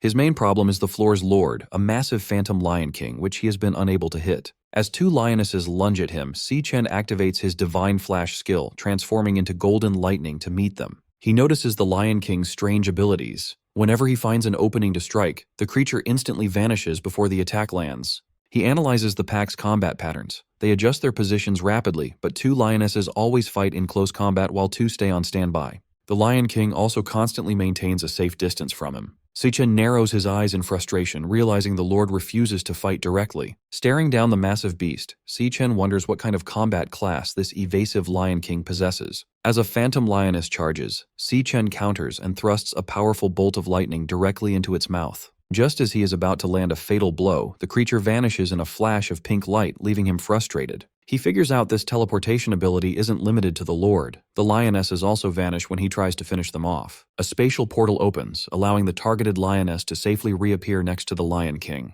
The pack's strategy becomes clear. The moment he pauses, another lioness lunges forward to bait his attacks. Determined to break their coordination, Si-chen channels Golden Lightning and unleashes a rapid flurry of slashes. However, the beasts keep vanishing before his blades connect. The pack strictly maintains its formation, teleporting back to the Lion King whenever they are in danger. The lionesses force Si-chen to constantly block their glowing claws. Every strike from Si-chen meets the same result, as the lionesses vanish to evade damage. They flawlessly rotate attackers through the portals, keeping a fresh beast on the assault. Si-chen continues to strike the lunging beasts, but the cycle persists as they vanish at the exact moment of impact. The lionesses continue their endless loop of attacks, forcing Si-chen into an exhausting battle. Sweating from the relentless pace, Si-chen glares at the Lion King, realizing the Lord is purposely dragging out the fight to toy with him. Leaping into the air to evade a beast, he wonders why he is stubbornly trying to beat teleporting enemies using only speed. Deciding on a new tactic, Si-chen opens his system interface and initiates a class switch, enveloping himself in freezing blue energy. As ice forms over his body like armor, he reasons that if the Lion King avoids direct combat, he doesn't need to use a close combat class. The transformation turns his hair white and his eyes glowing blue. He resolves to use the mage class to shut down the beast's evasive tactics. The system confirms his class switch to the level 17 Cloud Mage, Frostbone Skeleton King. Standing tall with an icy crown, Si Chen prepares to use his area of effect spells to control the battlefield. Now in his level 17 Cloud Mage class, Frostbone Skeleton King, Si Chen floats high above the battlefield and unleashes a wide-scale spell called Frost Spike. A heavy barrage of ice spikes rains down, causing massive explosions that force the Phantom Lionesses to scatter and retreat. Observing the chaos from above, Si Chen notes that while mages might be weak in close combat, their long-range attacks allow them to completely dominate the battlefield. He targets the Lion King with a concentrated shower of falling ice spikes. Just as the attack is about to hit, the beast uses its spatial ability to vanish. The Lion King emerges from a portal a safe distance away, easily dodging the strike. As the Lion King regroups with the other lionesses, a massive, swirling vortex of icy energy suddenly surrounds them, trapping the entire pack. Si Chen notes that by forcing the beast into his kill zone, he has stopped their hit-and-run tactics. Sensing danger from above, the panicked Lion King looks up to see Si Chen creating a giant sphere of freezing energy called a Frost Blast Bomb. Si Chen coldly states that there is nowhere left for them to hide, leaving the shocked Lion King to let out a desperate roar. Si Chen throws the massive ice bomb downward, detonating upon hitting the ground. The impact covers the entire area in a blinding flash of white light and freezing energy. When the light clears, the devastating power of the spell is shown, leaving the Lion King and its pack frozen solid within jagged pillars of ice. With his targets completely trapped, Si Chen does a rapid class switch, summoning a glowing pink sword into his hand. His eyes glow blue as he confidently declares that the battle on the Dreadspire's first floor is finally over. Using his Stellar Warrior class, Si Chen leaps toward the frozen targets and unleashes a heavy downward strike called Triple Cataclysm. The energy blade easily slices through the trapped lionesses, shattering their icy prisons and cutting them down in one sweep. The defeated beasts dissolve into dark mist, leaving Si Chen standing victorious beside the fallen Lion King. The system confirms his victory. His alias, Ash C, levels up to 24, and he is rewarded with several Phantomane bones and a rare heart. A new prompt appears over the defeated Lion King, showing the boss monster is ready to be devoured. Si Chen stands over the dead beast, gathering a bright light in his hand as he starts the absorption process. His eyes glow red as he focuses his energy on the body, wanting to find out what evasive class the monster used against him. Activating his absorber ability, Si Chen pulls a swirling vortex of dark red energy from the fallen beast into his fist. The energy forms a new system card in his palm, revealing the Lion King's Stellar Tamer class. The card explains its annoying abilities, forcing contracts with other beasts and instantly teleporting them across the battlefield. Examining the Stellar Tamer card, Si Chen reflects that he has never seen a class like this before. This discovery helps him understand why the boss avoided direct combat. He figures out that the Lion King's base stats were simply too weak, forcing it to hide behind its teleporting minions. Reading the card's skills, Si Chen admits that the Stellar Warp teleportation ability is incredibly powerful. He also finds the Stellar Pact ability interesting, though it relies heavily on intimidating the target into submitting. He realizes that to get a contracted beast of his own, he will need to use a very aggressive and terrifying approach. Suddenly, the starry void around him shatters into blinding light, catching him off guard as the environment changes drastically. The illusion breaks completely, revealing the Dreadspire's true first floor, a vast, hot desert of rolling sand dunes. Looking at the barren wasteland and giant skeletons scattered across the sand, Si Chen wonders what disaster caused such destruction. A crackling sound draws his attention to a nearby dune. A vertical rift expands into a fiery portal, signaling that the gateway to the second floor is officially open. Just as he prepares to move, a hostile glare and low growl from the shadows behind him make him quickly turn around. He traces the glowing pink eyes to a large ribcage buried in the sand. Hiding inside is a fluffy lion cub, fiercely growling despite being bound by magical chains. Si Chen is genuinely surprised to find that one little lion managed to survive the battle. Assuming it is the final remaining enemy, he forms a lightning dagger in his hand and prepares to finish the job. As he approaches the hiding cub, he realizes a crucial detail. Since the cub didn't disappear when the Lion King died, it must not be one of the boss's contracted minions. Looking closer at the chains wrapped tightly around the small creature, Si Chen wonders if the Lion King had kept the cub imprisoned there against its will. Staring down at the bound cub, Si Chen gives an intimidating glare, leaving the tiny creature completely terrified. Instead of attacking the cub, Si Chen quickly swings his dagger to shatter the magical chains holding it captive. Freed from its bindings, the little lion falls safely onto the sand. Si Chen turns away, calmly stating that he is giving the cub its freedom back. As he prepares to leave, Si Chen asks the cub if this ruined place used to be its home. The tiny lion shakes off the dust as it watches him. With a sympathetic look, Si Chen reflects on the tragedy of watching loved ones die and seeing everything you care about destroyed. The cub stares at him as Si-Chen admits he knows exactly what that pain feels like. Walking toward the portal, Si-Chen advises the cub to stay alive and keep moving forward, announcing it is time for him to head to the next floor. Suddenly, a glowing system interface appears beside his face showing a beast contract request. Since the beast started it voluntarily, the success rate is 100%. The contract also unlocks 2 passive skills, sharing experience to boost stats, and letting Si-Chen see through the beast's eyes if it is in danger. Si-Chen stops and looks back, genuinely surprised by the unexpected prompt. The white cub sits on the sand, looking up at him as the system identifies it as Lion King Leo and asks if Si-Chen accepts the creature's request to become his contracted beast. Si-Chen looked at the small lion cub, Lion King Leo, asking if it truly wanted to accompany him. The cub answered with a resolute roar. Standing before the fiery portal, Si-Chen explained his plan to ascend the Dread Spire, warning that the monsters would only grow more dangerous. He cautioned the cub that it could die, asking for final confirmation. Leo responded with another fierce roar. Seeing the cub's resolve, Si-Chen accepted its decision. Their eyes glowed with a bright pink pentagram. The system announced that the contract was accepted, officially establishing their pact. The system displayed the Stellar Tamer class and Stellar Pact ability, which allowed forced contracts based on deterrence, but the beast would die if the master perished. 2 passive skills were activated. One boosted the beast's stats and shared its experience, and the other granted the master the beast's vision if it was in danger. Finally, Stellar Warp unlocked, allowing him to teleport to or summon the beast. With their bond formalized, Si-Chen smiled and declared it was time to move. The energetic cub bounded alongside him. Approaching the vortex of flame, Si-Chen gave Leo one rule. During a fight, its only focus was to survive. Si-Chen then stepped through the fiery threshold. They emerged onto a rocky cliff in a vast subterranean landscape filled with molten rock and pillars of liquid fire. Sweating heavily, Si-Chen remarked on the scorching heat, feeling as though the intense temperature could melt him. As they explored, Leo peered over a molten chasm.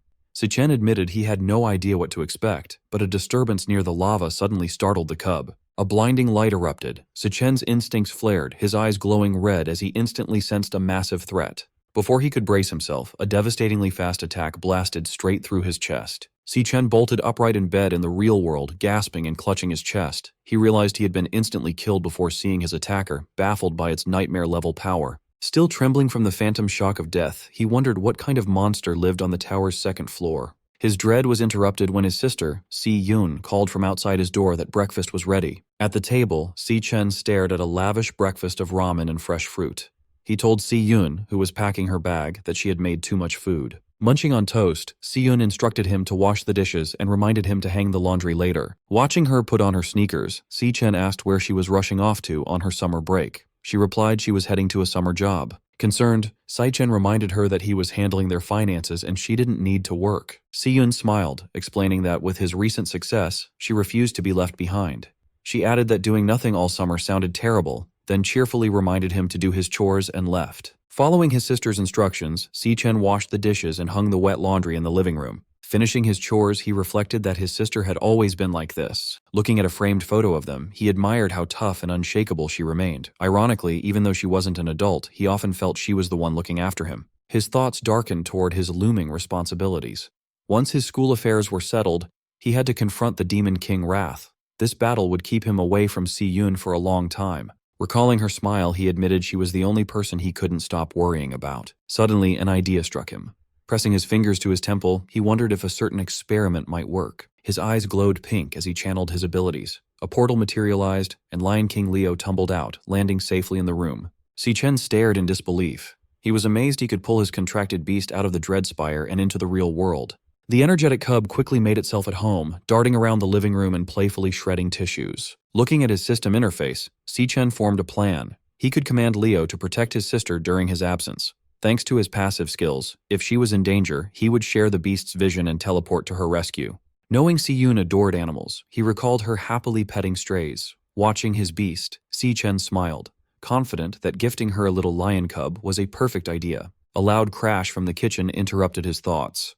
Startled, he went to investigate. Hoping Si-Yun would like her new pet, his confidence evaporated when he saw the kitchen. The cub had caused absolute chaos, shattering plates and gnawing on the faucet. Outside in the city at sunset, a surge of dark energy destroyed a security camera on a utility pole, leaving the area unmonitored. Beneath it, a bleeding man clutched an ice blade and retreated in terror. He pleaded with his unseen attacker as a massive demonic claw manifested before him. The demonic claw lunged forward, brutally impaling the man through the chest. His eyes widened in horror as glowing crimson tendrils hoisted him into the air. A terrifying system interface appeared, displaying a loading bar that coldly indicated the man was being devoured. Elsewhere, an exhausted Si-Yun walked home with bags from her summer job.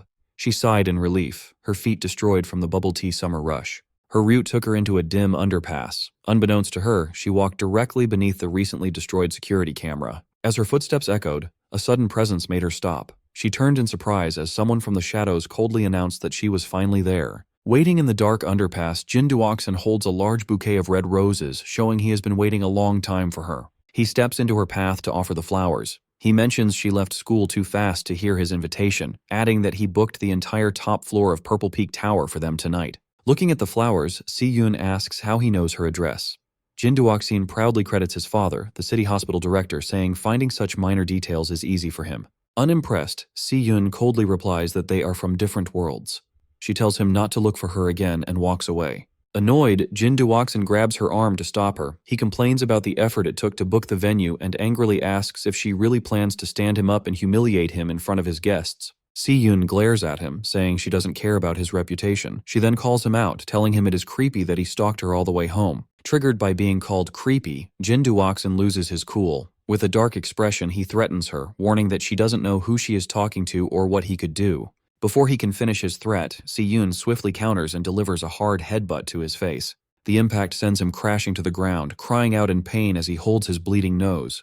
Standing over him, an angry Si-Yun yells at him to get his head checked at his father's hospital. Fuming, she walks away, warning him to stay away while complaining that his pathetic stunt ruined her day. Later that evening at her apartment building, a warm light shines from her family's window, offering a stark contrast to the dark alleyway. Upon arriving home, Si-Yun is amazed when she is given the fluffy white lion cub, Leo. Her eyes sparkle with instant adoration. She eagerly snuggles the tiny beast, completely in love, and excitedly asks her brother, Si-Chen, where he found such an adorable creature. Si-Chen introduces the cub as Leo, explaining he is a special gift for her. Overjoyed, she marvels at the fact that she gets to keep a baby lion. As Leo purrs in her arms, Si-Yun notices a strange detail. She wonders why the tiny cub already has a big mane, since normally only adult male lions grow them. She quickly ignores the mystery, declaring she will get him registered in the morning. Watching them bond, Si-Chen feels relieved, knowing his sister will be safe with the beast by her side while he is away. Suddenly, a loud chime from Si-Chen's phone interrupts his thoughts, and he looks down at the bright screen. A satisfied smile appears as he reads an email from the Guild Supervision Bureau. It confirms his application is approved. Relieved, Si-Chen thinks everything can now go exactly as planned. With his home life secure and paperwork done, Si-Chen looks confident. He is finally ready for his next major hurdle, the graduation tiebreaker duel against Gong Ting in 6 days. 6 days later, the tiebreaker exam begins at the city outskirts in Greenlight Forest. Director Gong Xuan tells both candidates to pay attention as he explains the exam details. Standing before a green portal at the base of a massive tree, Gong Xuan announces the school chose this wild dungeon for the tiebreaker. He adds that recent surveys rate the dungeon as D rank. He confirms that both Si-Chen and Gong Ting will enter at the same time and take the exam inside the same dungeon. He then warns the students that wild dungeons are unmapped and much more dangerous than standard school dungeons. Because of this risk, 3 senior guild members from Easternia will join as examiners. They will enter the dungeon with the candidates to keep them safe and score their performance. The team includes Ivan from the Imperial Guild, Yasmin Kai from the Divine Eye Guild, and Sato Woda from the Silver Guild. Gong Xuan explains that the final scores will be decided by what these 3 examiners see. Meanwhile, a live video feed of the exam is shown in a dark VIP room at the academy. Watching the screen, Gong Lin smirks. He silently hopes the 3 examiners handle their secret deal properly, ensuring a clean job with no loose ends. In the same room, Principal Yuan Long asks Vice Chairman Carl Cavendish why he is still at the academy since his official schedule ended 2 days ago. Carl laughs, watching Si-Chen and Gong Ting on the screen. He replies that nothing is more interesting than this event, admitting he hasn't seen 2 real prodigies fight in years and refuses to miss it. Pointing toward the green portal, Director Gong Xuan loudly declares the official start of the graduation tiebreaker exam. With fierce determination, the match between Si-Chen and Gong Ting begins. Without hesitation, both candidates walk directly into the glowing portal. Si-Chen steps out on the other side, covered in the lingering green energy of the portal. He looks around his new surroundings, finding himself in a gloomy, dark landscape filled with dead trees. Standing near the entrance, the examiners take in the eerie environment. Yasmin notes it looks like a flower-type dungeon. Beside her, Yvonne offers a cigarette to Sato, who shushes him, reminding him they are working and the camera drone is recording. Suddenly, a loud buzzing sound echoes in Si Chen's mind. He looks in shock as a bright red flashing hologram projects from his chest, painting his face in a red glow. The system flashes a large alert, warning him that a highly dangerous creature is nearby. Stunned, Si Chen realizes this is the first time his demon heart has ever issued such a serious warning. Soon the system alert abruptly vanishes, leaving Si Chen wondering if a high-ranking monster truly lurks inside this mere D-rank dungeon. He and Gong Ting continue their trek down a desolate path framed by massive, gnarled roots and twisting branches. Gong Ting confidently takes the lead, navigating the foggy terrain, while Si Chen follows closely behind. Observing the candidates from a high ridge, Yasmin notes the fog's suffocating thickness. Beside her, Sato Woda orders the examiner team to stay on high alert and keep their eyes glued to the examinees. A loud crack abruptly shatters the tense silence as the rocky ground violently ruptures before the students. A grotesque, massive insectoid creature bursts from the earth, identified by the system as a poison cage ant, a D-rank flower archer. Reacting instantly, Gong Ting unsheathes his katana and charges aggressively at the towering beast. Watching this swift response, Ivan praises the young man's exceptional reaction time. However, Sato Woda cautions that wild dungeon monsters are faster, crueler, and far more underhanded than anything used in school training. The poison cage ant initiates its attack by firing a toxic volley of glowing green projectiles, but Gong Ting agilely deflects every strike with his swift blade. With a fluid, powerful motion, Gong Ting leaps into the air and slices the monstrous insect cleanly in half. As the ant's severed upper torso crashes heavily to the ground, Gong Ting's blade flares with intense golden energy before he thrusts it straight through the fallen creature.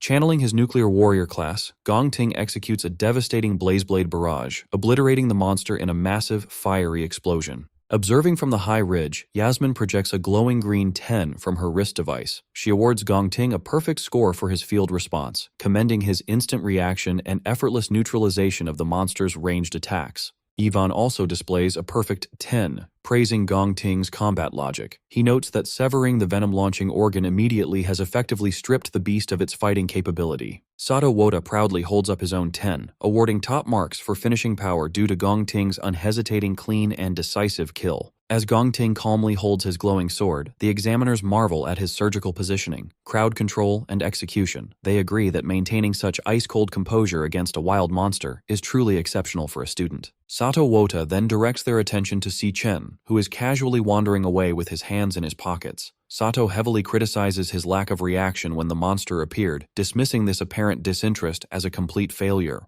Gong Ting remains silent, simply staring at his rival's remarkably relaxed and unbothered demeanor. In the VIP observation room, Carl Cavendish and Principal Yuan Long closely monitor Si Chen. Carl casually asks the principal what he thinks the young man is actually trying to accomplish out in the fog.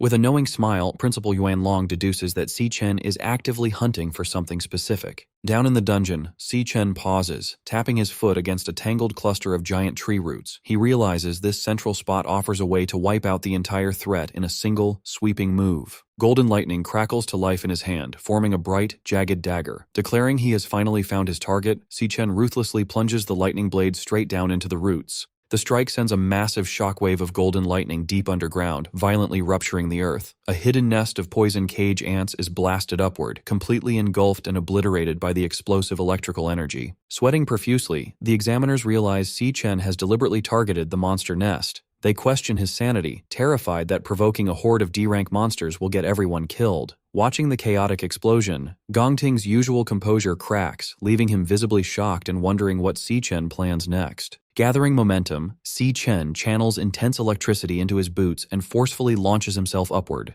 Tapping into his lightning assassin class, he activates his flash god skill, rocketing into the sky as a blinding streak of golden light. Moving at incomprehensible speeds, Si Chen intercepts the swarm of poison cage ants launched by his explosive trap. He unleashes a rapid, relentless flurry of slashes against the airborne monsters. Darting between targets mid-air, he leaves behind a zigzagging web of golden lightning, systematically shredding the entire cluster of beasts in seconds before gracefully descending back to Earth. As Si Chen touches down, the severed remains of the D-rank monsters rain from the sky while golden lightning slowly dissipates from his hands. Up on the ridge, the three examiners are completely dumbfounded. Sweating in disbelief, Sato Woda struggles to process the spectacle. As Si Chen casually casually brushes green monster blood off his jacket. The examiners realize in shock that his official school report lists him as a mere E-rank awakener. They find it utterly absurd that an E-rank student can effortlessly wipe out a massive swarm of D-rank monsters. Realizing they cannot logically justify giving such a flawless performance a low grade, the compromised examiners frantically whisper among themselves. Desperate to fulfill their corrupt deal to sabotage Si Chen, they consider inventing unfair excuses, like flagging his approach as dangerously reckless or penalizing his technique. Back in the VIP observation room, Carl erupts into boisterous laughter, praising Principal Yuan Long for accurately predicting that Si Chen is hiding his true potential.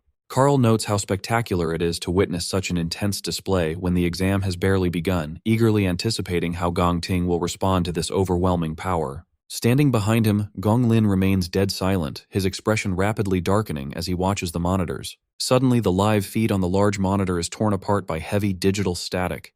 The image glitches wildly before going entirely blank, replaced by a stark red warning indicating a lost signal. Principal Yuan Long furrows his brow, staring at the dead monitor and questioning aloud why the transmission is cutting out yet again. Outside the dungeon entrance, rapid warning beeps blare from the monitoring equipment. A technician frantically types at his console as the system flashes a critical alert regarding a severe signal anomaly. The diagnostic screen shows the dungeon's official D-rank classification violently glitching into an unreadable question mark. Simultaneously, internal communication signal strength crashes to absolute zero. The technician stares at the corrupted data in pure shock. Director Gong Xuan breaks into a cold sweat, demanding to know what catastrophic event is happening inside the dungeon. Their panic peaks when the portal's swirling green energy suddenly dissipates. The glowing threshold vanishes entirely, leaving nothing but an ordinary empty cave opening that effectively traps the candidates inside. Deep within the isolated dungeon, a sinister, ethereal melody begins echoing through the gloom, physically manifesting as floating, glowing pink and green musical notes. Si Chen freezes, listening intently to the eerie tune. He immediately recognizes the terrifying presence hidden within the melody. It is the voice of the Demon King, Wrath. Outside the dungeon at 4 p.m., the cave entrance suddenly seals itself, morphing into a solid rock face. Director Gong Xuan panics, demanding to know how the gateway has vanished. A technician reports a complete loss of connection, noting that the equipment threw a series of critical signal errors just moments prior. Sweating with anxiety, he orders his staff to get command on the line immediately. He fears that a catastrophe has just unfolded inside the isolated dungeon. Meanwhile, inside the dungeon, an eerie melody physically manifests as floating musical notes in the air. Si Chen and Gong Ting pause, taking notice of the bizarre phenomenon surrounding them. The examiners are equally confused by the sudden shift in the atmosphere. Yasmin Kai asks the others if they hear the noise, and Sato Wota confirms that it sounds like strange music. Feeling the heavy rhythmic thuds of the melody, Si Chen grows deeply alarmed. He immediately recognizes the sound as the voice of the Demon King, Wrath. He desperately wonders why Wrath is present in this low-level dungeon, knowing the Demon King is not supposed to appear for another 3 years. Suddenly, the Demon Heart system bombards Si Chen with severe high-danger alerts. He tenses up, realizing the interface is screaming at him about an imminent, lethal threat. As heavy thuds shake the ground beneath him, Si Chen realizes that something massive stands right behind him in the fog. A sinister laugh echoes through the cavern as a towering, shadowy figure approaches through the thick mist. Visibly shaken by the overwhelming presence, Sato Wota wonders what kind of monster hides in the fog, just as 2 glowing eyes pierce the gloom. The creature steps into view, revealing itself as a grotesque humanoid mantis monster radiating dark energy. Glaring down at the group, it sinisterly welcomes the humans and declares that they have walked right into its trap. Stunned to hear the creature speak, Sato Wota realizes that a monster capable of forming words must be at least a high-tier C-rank beast. He frantically questions how such a powerful entity can possibly exist inside a D-rank dungeon. Fearing the high-level monster will slaughter the students, Sato summons a massive, glowing axe and leaps forward to intercept it. He urgently orders everyone to get behind him for protection. Before Sato can even land his strike, the mantis demon counters with blinding speed. In a single, brutal motion, it swings its scythe-like appendage and cleanly severs Sato's entire arm. As the other examiners freeze in horror, the mantis demon instantly vanishes and reappears directly behind Gong Ting. Raising its bloodied scythe, it mocks the group, telling them to curl up and accept their fate. With a sickening thud, the monster ruthlessly drives its blade straight through Gong Ting's shoulder and out of his chest, commanding the young man to die. Despite being impaled, Gong Ting grits his teeth through the agonizing pain. Instead of falling, a fierce, crazed grin spreads across his face. Capitalizing on the monster's close proximity, Gong Ting swings his flaming golden sword down and brutally chops off the creature's trapped scythe arm, leaving the mantis demon wide-eyed in shock. Without missing a beat, Gong Ting follows up with a powerful mid-air kick that launches the crippled beast backward across the rocky terrain. Bleeding heavily from the massive hole in his shoulder, Gong Ting ignores his severe injuries and glares with glowing eyes. He declares that since the Overlord drew first blood, the kill belongs to him under the principle of combat priority. He fiercely warns Si Chen not to dare interfere in the fight. Si Chen watches the monster intently, his eyes glowing green as he uses his abilities to assess the creature's true power. The system interface updates the mantis demon's classification, confirming to everyone that it is actually a highly dangerous C-rank high-tier beast. Seeing the massive hole in Gong Ting's shoulder, Yasmin Kai urgently yells at him to get medical treatment. She pleads with him to suspend the exam and let them pull him out, warning that the monster is completely out of his league. Gong Ting flatly refuses. Gathering intense fire magic in his hand, he completely rejects the idea of giving up. Si Chen watches in shock as Gong Ting presses his burning hand directly against his bleeding chest, using the raw heat of his own flames to painfully cauterize the severe wound. Pushing through the agonizing pain, Gong Ting fiercely declares that the fight does not end until one of them is dead. Without hesitation, Gong Ting leaps high into the air and brings his flaming sword down toward the crippled mantis demon to continue his assault. Meanwhile, outside the sealed dungeon, Silas Lin, the leader of the Imperial Guild's King Squad, assesses the vanished entrance. He calmly explains that this phenomenon indicates a highly intelligent monster operates inside, one that purposely lured the humans in before snapping the trap shut. Director Gongshen panics, desperately asking if there is any way to force the entrance back open since the students are still trapped inside. Silas coldly states that there is only one way to make the exit reappear. Someone on the inside must track down and kill the dungeon's overlord. Desperate for a silver lining, Director Gongshuan tries to rationalize the situation. He suggests that since a standard D-rank dungeon caps out at a C-rank overlord, the trapped examiners and students should still have a fighting chance to kill it and escape. Silas quickly shatters his optimism. He reveals that the initial D-rank reading is just a fabricated mask created by the Overlord to purposely disguise the dungeon's true, deadly nature. Connecting the clues, Silas deduces that this specific dungeon is the culprit behind the recent string of Awakener disappearances his team has been investigating. He gravely informs a horrified Gongshuan that the trap they stand in front of is actually an extraordinarily dangerous B-rank dungeon. Meanwhile, in the dungeon, the monstrous insect attacks relentlessly with its scythe-like arms. Gong Ting stands his ground, parrying the heavy blows with his flaming katana. He quickly retreats to evade a sweeping strike. As the beast raises its arm for a devastating blow, Gong Ting vaults into the air. The creature's attack misses. Its bladed limb buries deep into the ground and becomes firmly stuck. Seizing the opportunity, Gong Ting declares that he has the monster trapped. With a swift, powerful swing of his glowing sword, he severs the creature's head. The decapitated head tumbles across the rocky terrain as the rest of the group gathers. Yasmin watches in stunned disbelief, amazed that Gong Ting has managed to defeat the Overlord entirely on his own.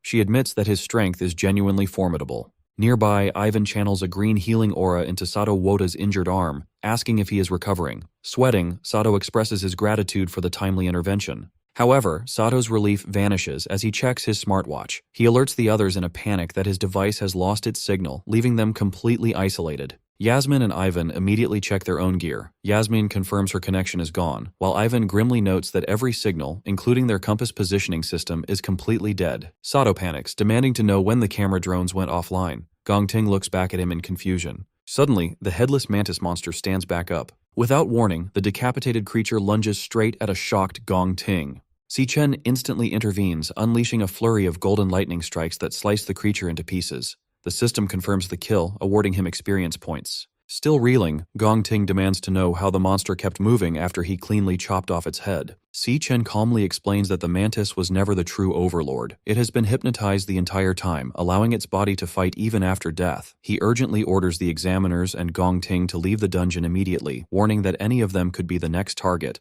Defensive, Gong Ting questions how Si Chen could possibly know that. Sato angrily accuses Si Chen of losing his mind, insisting there can only be one C-rank overlord in the dungeon. He argues that the high-tier monster they just fought has to be the boss, as nothing else makes sense. Before Si Chen can argue further, his system floods his vision with critical warnings of a highly dangerous creature. Suddenly, a massive, pulsing wave of psychic energy sweeps through the cavern. Caught in the blast, Yasmin, Ivan, and Sato's eyes begin to glow with a sinister pink light as the true Overlord's hypnosis takes complete control of their minds. Realizing his warning has come too late, Si Chen quickly activates a wireless earbud. He immediately recognizes the distinct pulsating sound wave. In his past life, he witnessed the Demon King, Wrath, use this exact frequency to seamlessly hypnotize and slaughter millions of ordinary humans across the globe. He turns to see Yasmin, Ivan, and Sato perfectly synchronized, marching forward in a mindless trance. Convinced that the dungeon's true overlord is directly connected to Wrath, Si Chen coldly resolves to face the creature head-on. As he follows the hypnotized examiners deeper into the dark cavern, Si Chen's system continuously bombards him with warnings about highly dangerous creatures ahead. The group soon arrives at a massive, eerie lair filled with glowing green egg sacs, where towering dark serpents guard a central, cloth-draped figure. Si Chen remains completely unaffected by the monster's alpha frequency thanks to the counter-frequency audio track playing in his earbud, a precaution he prepared specifically for Wrath. However, knowing the unprotected examiners could drop dead from the mental strain at any second, he decides to kill the overlord immediately. The sinister entity senses their arrival, its voice echoing through the cavern as it hungers for their fresh flesh. Si Chen glares back coldly, ready to fight. In a flashback to years ago, an exhausted and bloody young Gong Ting stands over his brother Gong Cheng after brutally beating him with a broken wooden stick. Watching the violent scene, their father, Gong Lin, coldly congratulates 8-year-old Gong Ting on his victory. Sitting comfortably at a fancy dining table, Gong Lin explains the family's harsh rules.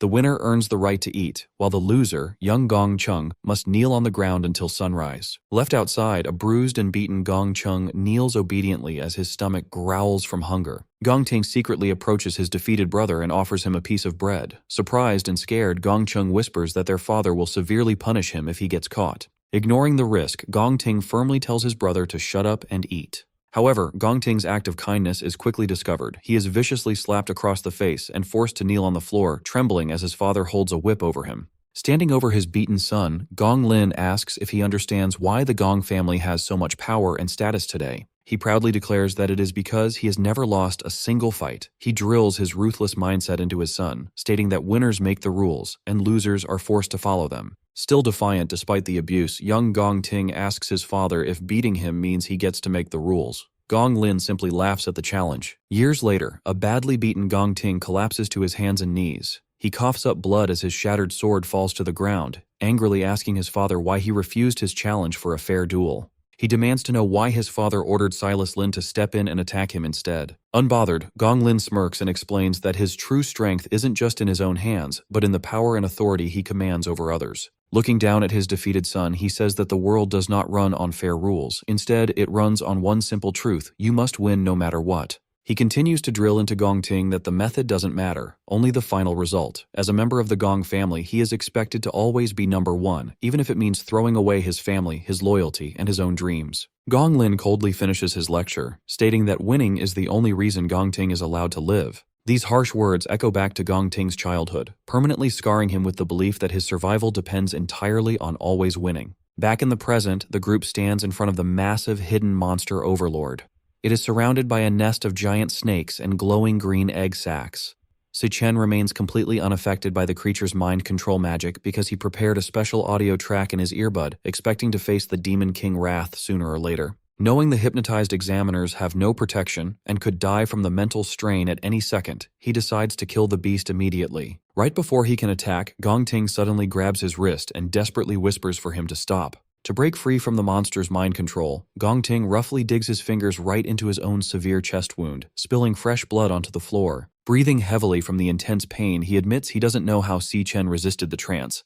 He explains that hurting himself is his own way of keeping his mind clear. He urgently warns Si Chen that a reckless attack will give away their position and get everyone killed. Sweating heavily, he points out the countless glowing eggs surrounding the monster's throne. He explains that if they trigger the nest, they will be swarmed by dozens of C-rank monsters, making survival impossible. Looking at the trap, he realizes the smart overlord disguised its home as a weak dungeon to lure in and kill unsuspecting awakeners. Because of this trick, he is sure the monster will eventually come to them on its own. He suggests a new plan. They should play along and stay still. The second the overlord gets close enough, they will launch a surprise attack and kill it together. Si Chen looks a bit impressed, admitting he didn't expect Gong Ting to think so clearly and logically under pressure. Despite the compliment, Si Chen completely rejects the plan. He warns Gong Ting that waiting won't work because this specific monster doesn't even need to move to kill them. He explains that the overlord doesn't need to attack them physically. With just a single thought, it can force anyone under its spell to kill themselves. Just as he says this, the hypnotized examiners prepare to end their own lives. Sato pulls out a saw, Yasmin points her gun at her head, and Ivan begins choking himself. Acting instantly, Si-Chen uses his lightning speed to strike all 3 examiners, knocking them safely unconscious before they can hurt themselves. The sudden movement catches the Overlord's attention. Realizing its prey is fighting back, the monster angrily declares that its food has been ruined. Reacting to the threat, the Overlord triggers the glowing green egg sacs, causing them to violently burst open. Dozens of dangerous C-rank blade arm mantises crawl out of the eggs as the Overlord orders the swarm to kill the intruders. As the deadly horde surrounds them, Gong Ting realizes their stealth plan is ruined and decides it is time for an emergency backup plan. Drawing his sword, he steps firmly in front of the unconscious examiners. He orders Si-Chen to grab the 3 adults and escape the dungeon, promising to hold off the monster swarm all by himself. Si-Chen is completely surprised by Gong Ting's selfless choice to sacrifice his own life for their safety. Gong Ting admits he knows he can't defeat the entire swarm of C-rank monsters alone. However, he firmly states that he can at least buy Si-Chen enough time to run away with the others. Clashing his flaming sword against a charging mantis, Gong Ting yells that he is taking responsibility. He blames himself for demanding the tiebreaker duel and dragging everyone into this deadly trap. The overwhelming physical strength of the monster's strike overpowers Gong Ting, easily knocking him backward. Stabbing his sword into the ground to stop himself from sliding, a panting Gong Ting stubbornly insists that since the situation is entirely his fault, he has to be the one to fix it. Si-Chen steps forward, admitting that he had completely misjudged his rival's character. As his system starts a class switch, he reminds Gong Ting that he wasn't the only one who agreed to the duel. Fully transforming into his level 24 Lightning Assassin class, Si-Chen summons a glowing blade of golden electricity. Surrounded by the swarm of mantis demons and the giant overlord's buzzing aura, Si-Chen channels his golden lightning and confidently announces that he has a plan. Bleeding heavily, Gong Ting quickly rejects the idea of fighting. He warns Si-Chen that the Overlord's power is on a whole different level, guessing the monster is at least a B rank, or maybe even an A rank threat. He urgently tells Si-Chen to grab the unconscious examiners and run, insisting that running away is their only real choice. Si-Chen agrees that the monster is a nightmare, but he points out a huge problem with that plan since the dungeon gates are locked down. He explains that if the exit was still open, the Imperial Guild's rescue teams would have already rushed in to save them. Gong Ting is completely shocked to hear that they are trapped inside. Si-Chen closely watches the silent overlord, trying to figure out how to handle the deadly situation. He figures that if the creature is really an A-rank monster, its combat power must be close to the Phantom Mane Lion King he fought back in the Dreadspire. Suddenly, the swarm attacks. A mantis demon jumps forward, but Si-Chen easily blocks its heavy scythe using his lightning dagger. Another mantis dives in from above, making Gong Ting panic and shout for Si-Chen to watch out. Before the monster can land a hit, Si-Chen and Gong Ting swing their glowing blades perfectly together, each cutting down an attacking mantis demon in a flash. A moment later, a huge swarm of mantis demons screeches and charges right at them. Holding his bleeding chest, Gong Ting grits his teeth, realizing that with so many monsters coming at them, it is only a matter of time before they are completely overwhelmed. Ignoring the terrible odds, Si-Chen focuses his energy. Tapping into his Lightning Assassin class, he forms several crackling blades of electricity in his hand. With a quick move, he shoots out a wave of golden lightning blades, piercing right through several charging beasts all at once. Not stopping there, he activates his Flash God skill. Moving at blinding speed, he rushes straight into the swarm, easily cutting off the heads of multiple monsters in a single dash. Gong Ting watches this crazy show of power in total disbelief, thinking it should be impossible. He knows that the assassin class naturally has very weak base strength, making them almost useless against large groups of enemies.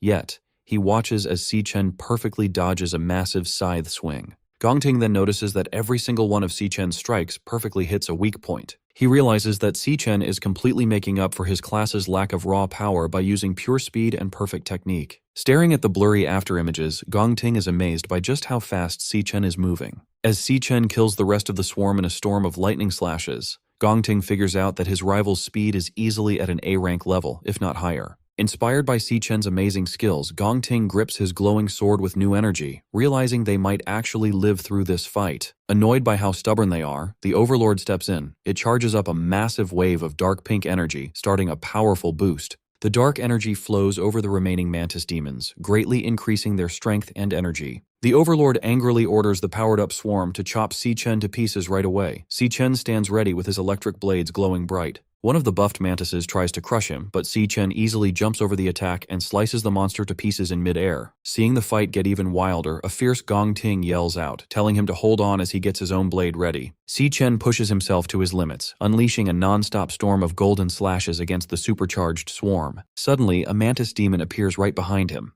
Relying on his crazy speed, Si Chen vanishes just in time to dodge the deadly strike. He reappears and instantly fights back with a rapid storm of close-range slashes, but his attacks fail to cut through the creature's tough new armor. The angry mantis hits back with a heavy blow. Si Chen blocks the strike but gets pushed far back by the sheer force of the hit. Panting heavily, he realizes that the Overlord's boost has pushed every single stat of these monsters right into the B-rank level. He notes that their shells have become as tough as solid iron, making it impossible to easily stab their weak spots, so he figures they need a way to completely break the armor first. Behind him, Gong Ting shouts his thanks, knowing Si Chen has bought him the time he needs. Abandoning his speed, stamina, and elemental control without hesitation, he pours every remaining ounce of power into pure strength. Flames erupt around his sword in a massive exploding pillar, Leah. Later that evening in the rental apartment, Ju Tong arrives with bags of groceries and apologizes for taking so long to buy the drinks. Si Yun, with Leo resting on her shoulder, tells her not to worry since her brother is not back yet anyway. Ju Tong is surprised to hear that he is still out. Ju Tong asks if Si Yun's brother knows she passed the Art Academy exam. Si Yun replies that she has not told him yet, but she did let him know she had huge news to share. Figuring he is just running late, she suggests they start without him. Just then, Si Yun holds up an empty jar and realizes they have run out of garlic sauce. She tells Ju Tong to wait at the apartment while she and Leo make a quick run to the store, adding that she will grab some snacks so they can celebrate properly. Shortly after, Si Yun finishes her shopping at a local convenience store and heads back outside. As they walk, Leo happily eats some food while hiding inside her backpack. Si Yun smiles and calls him a little angel for being so quiet the entire time. She warmly praises the cub for being a good boy and promises to buy him cookies next time. Without Si Yun knowing, she is being watched from a nearby alley. A man standing with a hooded partner holds a picture of her and reports over his radio that he has found their target. He then asks if they should attack. A voice over the radio tells him to wait and follow her until she is out of range of the street cameras. The man confirms the order and keeps watching. As Si Yun walks home, the sound of heavy footsteps follows closely behind her. The stalkers match her pace and start to close the distance. Knowing that the men have been following her since she left the store, Si Yun wonders what exactly they want from her. Hidden inside her backpack, Leo lets out a warning growl. Si Yun gently holds him and asks the cub if he senses the danger too. She whispers for Leo to stay hidden inside. Looking back at her followers with a brave and sharp expression, she quietly says that her night just got interesting. Deep inside the dungeon, a heavily panting Si Chen realizes the monster boss's dark energy has pushed the bug swarm to a much higher threat level. Seeing that their shells have become as tough as solid iron, he knows he can no longer easily cut through them. He realizes he needs to find a way to break their armor first. Just then, Gong Ting shouts his thanks, telling Si Chen that he bought him exactly enough time. Giving up his speed and energy, Gong Ting turns all his remaining power into raw strength and bursts into a massive pillar of flames. With his strength at its limit and his eyes glowing, an angry Gong Ting announces his final move. Swinging his flaming sword, he unleashes a huge wave of fire, declaring he will burn the monster to ashes no matter how strong it is. The massive fiery attack crashes into the charging swarm, violently burning the bug monsters. Tearing right through the group of enemies, the giant blade of fire strikes directly at the calm waiting boss. The strike explodes upon impact, trapping the monster in a huge, blinding blast of fire. Barely able to stand, Gong Ting falls to his knees and leans heavily on his sword. He realizes that his physical energy and magic are completely gone. Wiping sweat from his face, a tired Gong Ting breathes a sigh of relief. As the flames clear to show the burned remains of the swarm, he happily says that the fight is finally over. However, an evil laugh echoes from inside the fading fire. The boss calls out, mocking them by asking if that was really all they could do. Gong Ting freezes in pure shock, while Si Chen calmly looks toward the source of the voice. The smoke clears to show the boss completely unhurt, protected inside a massive, glowing green shield. The monster glares down at them and calls their attack disappointing. Total fear washes over Gong Ting's face. He loses all hope, realizing he just used every last drop of his power and still failed to leave a single scratch on the creature. Staying perfectly quiet, Si Chen looks closely at the enemy's defense. He realizes that right before the fire attack hit, the boss drained the life from the remaining monster eggs to build a shield strong enough to block anything. Barely able to stay standing, a defeated Gong Ting breathes heavily. He loses all hope and wonders if this is really how they will die. Stepping past the broken Gong Ting, Si Chen offers him a deal. Starting to change his combat class, he offers to let Gong Ting take first place in the exam, but only if Si Chen gets to keep the entire cash prize. He adds one strict rule: Gong Ting must never speak a word about what he is about to see. Calling forth his glowing sword, Si Chen fully changes into his secret demonic class. Gong Ting stares in disbelief, shocked to realize that his rival actually has two different combat classes. Without warning, streams of glowing pink energy begin to violently pull themselves out from the dead bodies of the bugs. He activates a special skill that drains the leftover energy and strength from the nearby dead bodies, turning it directly into his own power. A massive pillar of pink energy bursts around Si Chen as his power levels rapidly shoot up to new heights. Covering his face from the strong wind, Gong Ting watches the incredible display of power in pure shock. Even the boss pauses, silently staring at the boy. Breathing out a cloud of energy through his sharp teeth, Si Chen feels his strength and stamina reach their absolute limit. Glowing with a dark demonic energy, he confidently repeats his earlier claim. He will kill the monster himself. The Overlord makes its next move, casting Soul Rest Enigma. A surge of energy burst from the monster's glowing green shield, flooding the cavern with psychic pressure. The mental assault slams into Gong Ting. Bleeding and spent, he grabs his head in agony, cursing the hypnosis clawing at his mind again. Si Chen, fully transformed, doesn't even flinch. The Overlord freezes when Si Chen starts walking toward it, with his massive sword resting on his shoulder. Confused, the monster demands to know why its hypnosis has no effect on him. Frantic to put him down, the Overlord fires off Sonic Hell, blasting a shockwave outward. The force rips through the cavern, but Si Chen holds his ground while Gong Ting buckles under the pressure, crying out in pain. The Overlord locks its gaze on the boy. Si Chen stares right back, eyes glowing. He takes a step forward and keeps walking, heading straight for the shielded monster. Panic hits the Overlord. It stammers, unable to understand how its attack did nothing. The Overlord commands its summons to tear Si Chen apart, and a massive shadowy serpent lunges at him. Si Chen grips his glowing sword and with one brutal swing splits the serpent's head in two. The beast crashes to the ground. Two more giant serpents dive at him from above. He braces, swings his blade in a wide arc, and takes both their heads off in a single cut.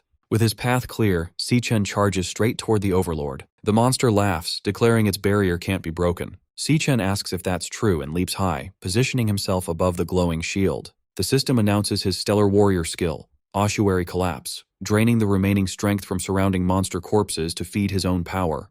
Si Chen lets out a roar. He brings his sword down with everything he has, and the barrier shatters into pieces. The Overlord stares in disbelief. Gong Ting can't believe it. His rival just destroyed the shield in a single hit.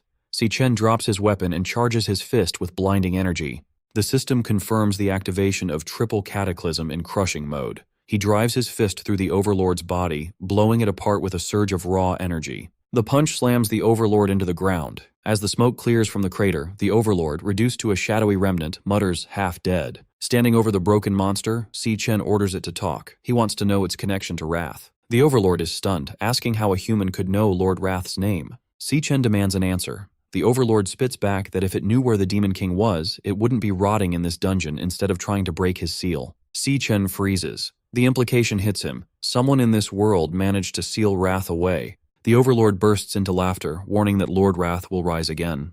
It vows the Demon King will reclaim his armies and slaughter every last human down to the bone.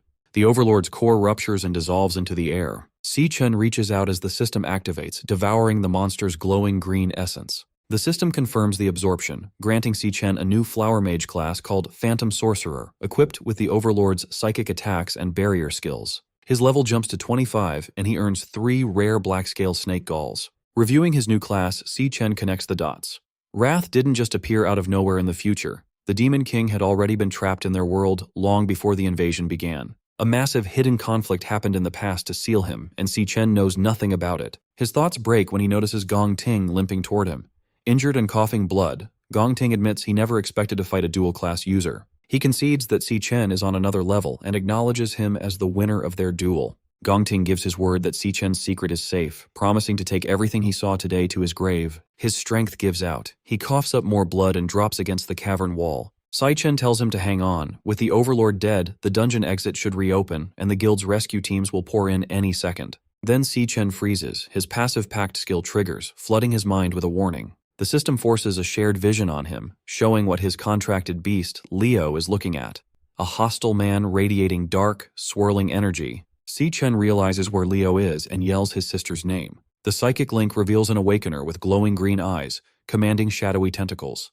The man is cornering a terrified Si Yun, who clutches Leo to her chest, shielding the small cub from the creeping appendages. Late afternoon on June 24th, Si-yoon is making her way back home through the narrow streets of the city. Ever since she stepped out of the convenience store, she's had some seriously creepy shadows matching her every step. Two smirking thugs are trailing right behind her. Hidden inside her backpack, little Leo can sense the hostility too, letting out a tiny, protective growl. Feeling the backpack shift, Si-yoon asks her cub if he's sensing the danger as well. But instead of panicking, she gently holds the bag and tells her little partner to stay completely hidden inside.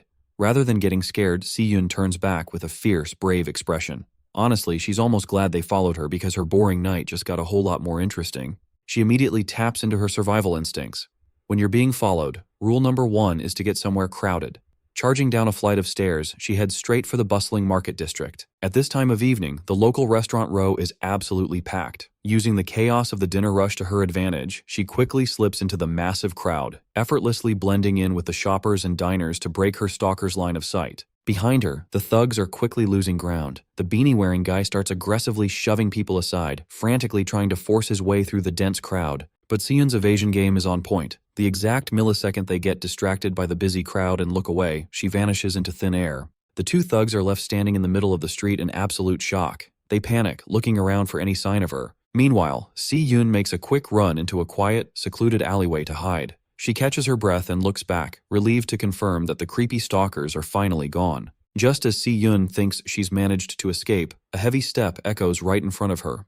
She stops dead in her tracks, startled to find a shady older man with slicked back white hair standing on the steps of her own apartment building. Casually puffing on a cigarette, he mockingly complains that he's been waiting forever because the building's door is locked. Her heart drops as she realizes this was a coordinated setup. Horrified, Si-yoon backs away, demanding to know who they are and how on earth they figured out exactly where she lives. Before she can get any answers, the two thugs from earlier catch up and block her exit, laughing about how the little chick can certainly run fast. Realizing she is completely cornered, Si-yoon tries to make a desperate break for it, dashing down the corridor, while the gang of hunters laugh maniacally at her futile attempt. But these guys aren't just ordinary street thugs. They're awakeners. Suddenly, a blast of ice magic shoots out, instantly freezing her foot solid to the ground. The sudden momentum sends her crashing face first onto the hard pavement, knocking her backpack away. Her foot is completely shattered in ice as a glowing blue, frost-coated hand looms over her. The disgusting beanie thug stands over her, drooling like a psycho. He mockingly asks if she's all tuckered out, telling her to take a little breather and keep him entertained for a while. Just as the creepy stalker is about to lay his hands on her, Si-yoon screams out in panic. But before the creep can even touch her, a giant spectral paw slams directly into his face with insane force, sending him flying backward through the air and crashing brutally onto the pavement, which even surprises the white-haired leader. A heavy thud rattles the pavement. Stepping directly in front of a trembling Si-yoon is a colossal, majestic white lion. Si-yoon is shocked, staring at the majestic, glowing beast. Her eyes widen in pure disbelief as she realizes this legendary predator is none other than her little Leo. The beanie thug clutches his bleeding face, screaming in absolute horror. He frantically yells to his partner, crying about how the client who hired them never mentioned they'd have to fight a giant, overpowered monster lion. Leo lets out a deafening, earth-shaking roar that echoes throughout the entire alley. Completely terrified, the hooded stalker panics, frantically charging yellow lightning into his fists in a desperate, last-ditch effort to defend himself. But maintaining that massive, legendary form is way too exhausting for a baby cub. Right after his big, heroic entrance, Leo's energy runs out, and he immediately de-transforms, shrinking back down into his cute, tiny self before tumbling onto his back, completely dizzy. Seeing her fluffy little guardian instantly pass out from exhaustion, Si-yoon panics and immediately scoops her tiny champion up into her arms as she frantically checks to see if he is going to be okay after expending all his energy. Watching the legendary lion immediately shrink back into a helpless, dizzy baby, the white-haired leader looks on with utter disappointment. He scoffs, muttering that he actually thought the beast was going to be something special. With a cold snap of his fingers, he decides to end this game and reveals his own terrifying awakener power. Massive, thorny wooden roots violently rip right through the concrete floor, swarming the narrow alleyway as he sneers that the cub couldn't even maintain its form for 10 seconds. The giant, writhing vines swirl and coil around Si-yoon, trapping her in a thorny, living cage. Clutching a dazed Leo tightly to her chest, she desperately warns the man to stay back. But her warnings mean absolutely nothing to a seasoned killer. Coiling the sharp, thorny branches closer and closer to her face, the leader coldly tells her not to waste his time. He gives her a terrifying ultimatum. She can hand the beast over herself or he'll gladly tear it away from her corpse. Just as the leader is about to close his trap, Leo's eyes shine, and the legendary contract skill triggers. Stellar Warp.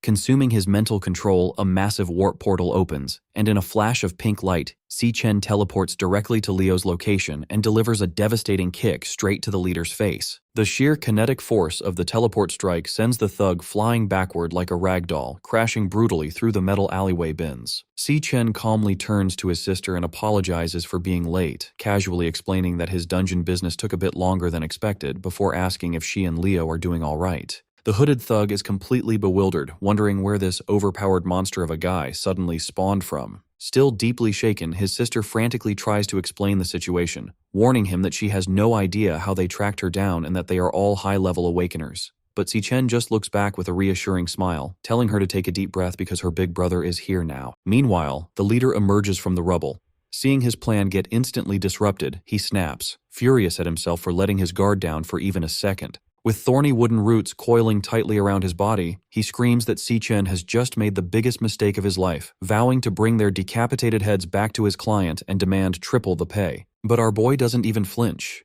Clenching his fist as golden lightning begins to violently crackle around his knuckles, Si-Chen calmly tells his sister to get behind him and stay there, promising that this is not going to take long. Si-Chen recalls his childhood. One day he is getting absolutely pulverized in a dusty alleyway. Leading the beatdown is an orange-haired bully who also happens to be his cousin, screaming at him to finally learn his place. The thugs pin young Si-Chen to the dirty floor, intending to break his spirit. But the bullies didn't count on his sister. A young Si-Yun suddenly charges into the alleyway wielding a massive metal pipe, ordering the thugs to get their hands off her brother. The arrogant orange-haired cousin isn't intimidated at all, mockingly laughing at the idea of this tiny girl trying to play savior. Seeing the gang shift their focus to his sister, a panicked Si-Chen desperately screams at his cousin not to take a single step toward her. He desperately reminds the bully of his solemn promise never to lay a hand on Si-Yun. The smug cousin just laughs it off, openly admitting he lied. He proudly boasts that today is the day he finally beats some humility into his insufferable family members. But while the ringleader is busy monologuing, he makes a fatal mistake. Exploiting the distraction, young Si-Chen spots a heavy brick on the ground, grabs it, and violently smashes it directly into the face of the thug holding him down, shocking everyone. Young Si-Chen is furious. Raising his bloodied brick, he charges straight toward his cousin. The arrogant orange-haired ringleader's face instantly pales as he watches Si-Chen sprint at him with pure murderous intent. Si-Chen delivers a brutal brick smash directly to his cousin's face for breaking his word, sending him crashing heavily onto the concrete pavement. Bleeding and crying on the floor, the defeated cousin shrieks in terror, calling Si-Chen a complete and total psychopath. Catching his breath, young Si-Chen drops his weapon and gently tells a trembling Si-Yun that everything is okay, and she doesn't need to be afraid. In the present, Si-Chen instructs Si-Yun to stay tucked safely out of harm's way, and calmly assures his sister that he will wrap this up in no time. Refusing to let their prey escape, the stalkers charge straight at him, ready to cut him down. Clutching little Leo, Si-Yun panics. She frantically warns him that he's facing 3 highly dangerous, unhinged awakeners, convinced there's absolutely no way her brother can fight all of them simultaneously. The hooded thug charges in, winding up a massive, lightning-infused fist. He screams at Si-Chen, mocking him for just standing there and making no effort to defend himself. But before the guy can even register what's happening, Si-Chen counters with a single, devastating punch that sends him flying headfirst into the concrete wall. Watching her brother effortlessly fold a high-level awakener with one hand, Si-Yun's jaw completely drops. Right on cue, the bleeding beanie thug leaps, desperately lunging with his glowing elemental dagger. Without even breaking a sweat, Si-Chen cleanly catches the thug's wrist mid-air before delivering a brutal knee strike straight to his face. The sheer kinetic force of the strike launches the beanie thug backward, leaving him crumpled in the alleyway garbage bins. Instantly, a massive thorny wooden root rips through the alley toward him, but with insane reaction speed, Si-Chen effortlessly tilts his head to evade the surprise attack. The heavy vine misses entirely, snapping violently against the tiled brick wall behind him. Seeing his subordinates easily taken out, the white-haired leader completely loses his mind, screaming in fury that a mere kid in a school uniform is making a mockery of them. Channeling his plant magic, the boss summons a swarm of massive, glowing wooden spikes, furiously vowing to turn Si-Chen into a human pincushion. Si-Chen remains calm, and tapping into his godlike agility, he seamlessly slips and weaves through the incoming storm of razor-sharp vines without getting a single scratch. In a single fluid motion, Si-Chen launches himself straight through a gap in the defenses, closing the distance instantly. The white-haired boss is horrified, screaming that this shouldn't be possible and panicking over how anyone could move like that. Watching him dominate, Si-Yun suddenly has a realization. She nearly forgot that her brother didn't just barely scrape by his graduation combat exam, he completely and utterly destroyed the competition. Si Chen winds up his fist and delivers a punch straight to the leader's jaw, showing the gang that he operates on a completely different dimension of power. The sheer impact launches the boss backward like a missile, sending him crashing brutally into the alleyway wall. And just like that, the white-haired boss is out cold, bleeding and utterly defeated on the pavement. Over in the trash bins, the beanie thug remains completely unresponsive. Beside him, the hooded thug is slumped against the wall, thoroughly unconscious. The entire threat has been completely dismantled in under a minute. Casually dusting off his clothes, Si Chen turns to his sister and instructs her to take little Leo and head straight back home where it's safe. He reassures her with a smile, promising that he will quickly dump these clowns off at the local guard station and meet her back at the apartment before she knows it. Still a little dazed by the sheer spectacle but feeling completely safe, Si-yun tightly clutches her fluffy cub and happily agrees to head home first. Several hours later, under the dim light of a crescent moon, the severely beaten white-haired leader slowly begins to drift back into consciousness. Groaning in pain, the battered boss struggles to open his blood-caked eyes. But his confusion quickly turns to dread. He realizes that he and his two thugs have been stripped of their weapons and bound tightly back-to-back around a concrete pillar, with Si Chen staring directly down at them. The leader immediately panics, hysterically demanding to know where they are and why they were dragged to this isolated spot, while the beanie thug whimpers that his shattered skull literally feels like it's cracking in half. Remaining completely unfazed by their whimpering, Si Chen coldly asks if they belong to the Black Mountain Society. Knowing they never lift a finger without getting paid first, he directly demands to know who is bankrolling their operation to kidnap his sister. The battered boss just chuckles bloodily, refusing to talk. He arrogantly explains that snitching is a death sentence in their line of work, so he has no intention of opening his mouth. Si Chen doesn't even bat an eye. Recognizing that they want to play tough, he calmly sighs, deciding they can do this the hard way. Suddenly, a dark, swirling energy wraps around him as his system initiates a class switch. The system confirms the switch is complete, revealing Si Chen's terrifying level 25 Phantom Sorcerer class. Armed with dark psychic manipulation spells like Soul Rest Enigma and Ripple Hell, he's about to show these mercenaries a level of mental torture they won't ever forget. Interrogating his captives, Si Chen wastes no time and activates his newly acquired Phantom Sorcerer magic to force his way into the white-haired leader's mind. Under the weight of the hypnosis spell, the mercenaries' mental defenses begin to fracture. Before anyone can process the shift, a thorny root erupts from the concrete right next to them. Terrified, the beanie-wearing thug screams in panic, demanding to know what is happening to his boss. Unmoved by their cries, Si Chen unleashes Soul Rest Enigma and targets the legs first. In a flash, a sharp vine pierces cleanly through the leader's thigh, painting the floor red. Si Chen then calmly marks the hands as his next target. Another thorny branch thrusts upward, impaling the mercenary's palm to ensure he can never threaten anyone again, making it clear that this agony is exactly what they deserve for ever daring to lay their hands on his sister.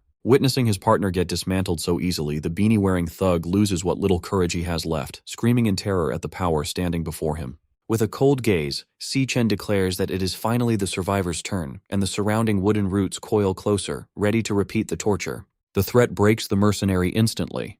Sobbing and begging for mercy, he confesses everything, blabbing that the mastermind behind the kidnapping is the son of the first hospital's director. Desperate to save his own skin, the thug yells out the client's name, Jin Duoxin.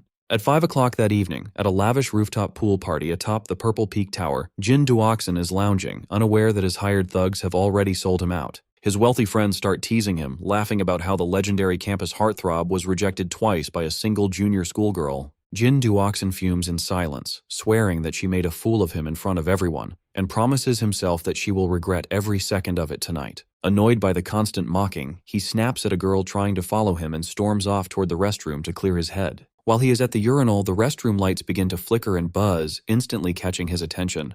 Growling in frustration, he curses his luck, complaining that even the building's electricity is plotting against him tonight. Suddenly, a shadow looms. Jin Duoxin spins around to find Si Chen standing behind him. Our boy calmly demands to know if he is indeed Jin Duoxin. Down in the surveillance room, the security guards gossip about how the rich kids bought out the top floor and shut off all the security cameras so they could party in private. One of the guards leans in, whispering a dark rumor that many of the girls up there did not come willingly, having been lured into a trap. Shocked by the revelation, the other guard can barely believe his ears. The informant confirms it, explaining that not long ago, a student took her own life after being abused at one of these parties, only for the wealthy parents to bury the scandal under a mountain of hush money. He warns his colleague never to be fooled by their expensive clothes and pretty faces because behind closed doors, these spoiled heirs are nothing but animals. Meanwhile, back in the restroom, Jin Duoxin panics and demands to know who this intruder is, threatening to call the police and have him thrown out immediately. Instead of replying, Si Chen calmly pulls out a phone and makes a call. Jin Duoxin freezes in terror as he sees his own phone ringing with an incoming call from his mercenary contact, Blackie. Holding the mercenary's phone, Si Chen glares at him, confirming that Jin Duoxin is indeed the one who ordered the hit on his sister. Horrified, Jin Duoxin demands to know what happened to Blackie, but his answer comes in the form of Si Chen effortlessly crushing the phone to pieces with crackling lightning. Overcome with terror, the spoiled heir backs away, screaming for the monster in front of him to stay back and desperately begging to know who he is dealing with. In an instant, Si Chen launches Jin Duoxin straight through the glass window of the restroom. Shattered shards rain down as the spoiled heir plunges to the pool deck below. Bleeding and bruised on the hard floor, Jin Duoxin frantically shrieks for help, begging anyone to save him. He looks toward the pool, only to find a chilling sight. Every single one of his party guests is already floating face down or slumped over unconscious. Si Chen steps out onto the deck, enveloped in a dark, ominous aura. Desperate to escape, Jin Duoxin crawls backward on his hands and knees, cursing in panic. Glaring up at the glowing eyes of his pursuer, he screams, demanding to know who he is, what he did to deserve this, and why he is being hunted. He tries to play his final card, loudly boasting about his father's high status as the director of the first hospital. He shrieks that if Si Chen lays a single finger on him, his father will use all his power and influence to have him buried. Tired of the empty threats, Si Chen orders Jin Duoxin to shut his mouth, instantly seizing control of the heir's mind with his hypnosis spell. Under the spell's influence, Jin Duoxin collapses to his knees. Si Chen looks down at his puppet and coldly commands him to pick up a sharp piece of the shattered glass. Jin Duoxin's hand automatically reaches down, gripping the sharp glass shard. It becomes clear that pure evil does not only hide inside dungeons. Instead, it walks among ordinary humans every single day. Jin Duoxin and his friends committed unspeakable crimes against a helpless student. These spoiled brats use their endless wealth to cover up their crimes, driving the poor girl to take her own life in despair. When the tragedy occurred, they simply used their family's power and influence to ensure that none of the blame ever stuck to them. Jin Duoxin had even forged the autopsy report to frame it as a tragic accident, boasting that the world belongs to those with money. This is the exact monster who paid a fortune to the mercenaries, ordering them to ruin Si Yun's life by any means necessary. But this time, Jin Duoxin made the fatal mistake of targeting the wrong person's sister. Gripping the razor-sharp shard under hypnotic control, he slowly raises the glass to his own throat. Si Chen vows to hunt down and eliminate every threat to his sister, even if it means acting as judge, jury, and executioner. Even if he has to walk through the darkest depths of the world, he will never hesitate. Si Chen then orders his puppet to end it. Right after their brutal tiebreaker battle inside the wild dungeon, a victorious Si Chen stands over his injured rival, Gong Ting. He calmly tells him that the dungeon overlord is dead and the exit is clear, urging him to hold on until the rescue team arrives. Gong Ting makes a promise, telling Si Chen that as soon as they get out, he will tell everyone the truth, that Si Chen was the one who saved all their lives. However, there is no time to celebrate. Si Chen's senses suddenly tingle, and through his mental link with his beast, Leo, he sees a terrifying sight. The creepy mercenary Blackie is closing in on his sister, Si Yun. Realizing she is in danger, Si Chen quickly activates his Stellar Tamer skill, Stellar Warp, using up his mental energy to teleport and instantly disappear from the cave. Gong Ting is left staring at the empty space in shock. He realizes that Si Chen isn't just a dual-class user, but is actually running multiple classes at once, making him wonder how many more secrets his rival is hiding. Shortly after, heavy footsteps echo through the tunnels as Director Gong Xuan bursts into the cave with emergency medics, frantically ordering them to save the students. The rescue team quickly rushes into the crater to reach Gong Ting. While they use healing magic to stop his heavy bleeding, Gong Xuan steps up to check on his condition. Looking at his badly injured student, Gong Xuan notes with sweat on his brow that the dungeon boss had terrifying B-rank power, telling Gong Ting that surviving a fight with such a monster is a total miracle. Meanwhile, other medics tend to the survivors, confirming that Sato Woda is stable and purified. Though physically safe, a traumatized Jasmine can only mutter in a daze about the mental nightmares she just survived.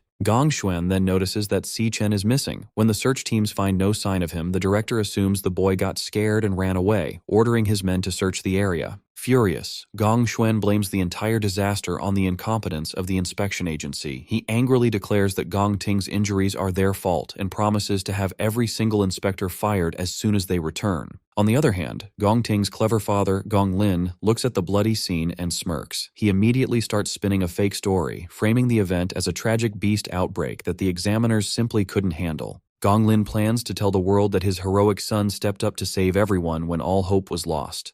Guilt-ridden by this stolen credit, Gong Ting tries to speak up and admit that Si Chen was the one who actually killed the boss. However, his father cuts him off instantly by squeezing his freshly bandaged shoulder wound, causing him intense pain. He whispers a threat, telling Gong Ting that he will take the credit, while the nearby witnesses stay quiet out of fear. He coldly orders his son to clean up, stating that tomorrow's graduation ceremony is where Gong Ting will step into the spotlight as the school's greatest hero. Later that evening in their rental apartment, the mood is much happier. Over a hot meal, Jutong excitedly congratulates Si-yun for passing her exam and getting accepted into the prestigious Central International Academy of Arts. Jutong is thrilled for her best friend, cheering that Si-yun is finally chasing her dreams and is on her way to becoming a world-class artist. Meanwhile, Si Chen casually drinks his soda with a calm, deadpan expression. Noticing his lack of excitement, a pouting Si-yun asks why he looks so bored, as if he already knew she would pass. Si Chen quickly smiles and assures her that he is truly happy for her, though in reality he remembers that in his past life she had received her acceptance letter on this exact same day. Jutong admits she is highly jealous because studying in the elite city of Sanhaven is a rare opportunity that regular people can only dream of. However, Si-yun worries about how far away Sanhaven is and its high cost of living. Seeing her hesitate, Si Chen steps in and tells her to completely forget about money or any other worries.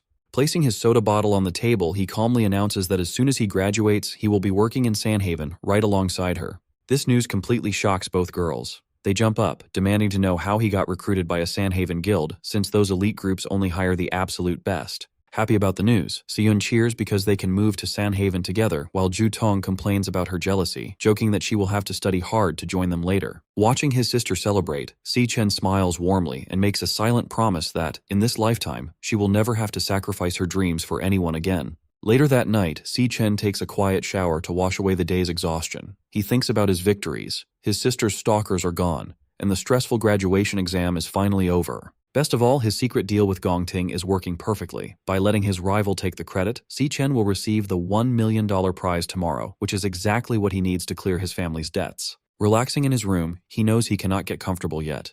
He thinks about the Demon King, Wrath, realizing that if the Overlord was sealed upon entering the human world, the timeline has completely changed. His original 3-year timeline before the apocalypse is now highly uncertain. If he knew where the seal was, he would break it himself to end the threat early, making finding Wrath his top priority so he can get to Sanhaven quickly. But before fighting a Demon King, Si Chen knows he needs a strong ally he can trust. Fortunately, tomorrow's graduation ceremony is the perfect place to recruit the exact person he needs.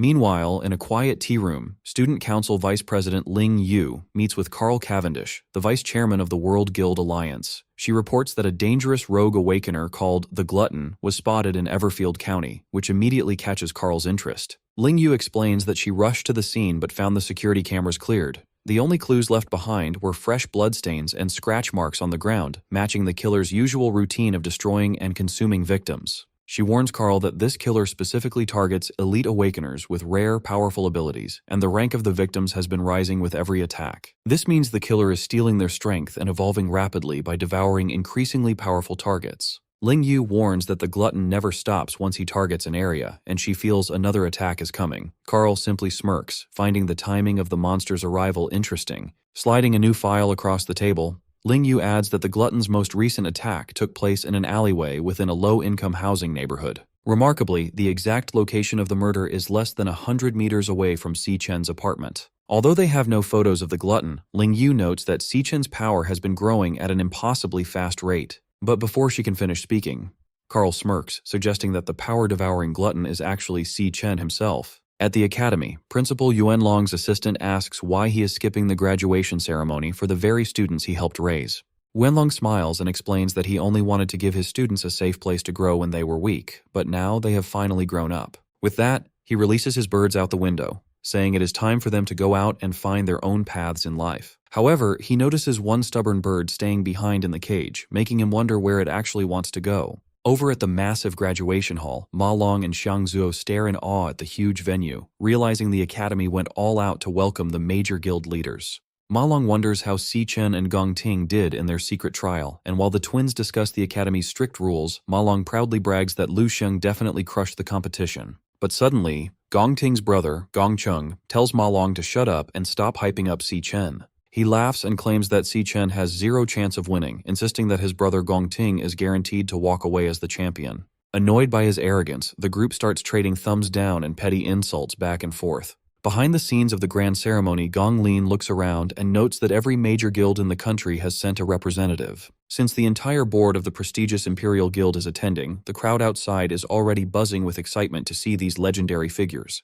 Soon enough, Imperial Guild co-founder Guam Yuan and founder Titan Ming make a grand entrance to greet the elite guests, prompting Gong Lin to quietly scheme for the upcoming board election. He plans to use this very ceremony to win over the undecided board members and break his dead-even vote tie. By doing this, Gong Lin is determined to finally seize the highly coveted chairman's seat for himself. He assures his son Gong Ting that Carl, the vice chairman of the World Guild Alliance, will personally hand him the champion's trophy, marking the start of their rise to the absolute top. However, he firmly warns Gong Ting not to screw this up, ordering him to go out there, give a perfect speech, and show the world what he is made of. Feeling suffocated by his father's intense pressure, Gong Ting remains silent while clenching his fist so tightly that his suit wrinkles. Right on cue, the host steps onto the main stage to kick off the highly anticipated 2157th National Awakener University graduation ceremony. As she announces that the final assessment is officially over, Ma Long and the twins in the crowd instantly light up with excitement. Now that all the powerful board members and school officials are seated, the historic ceremony officially begins.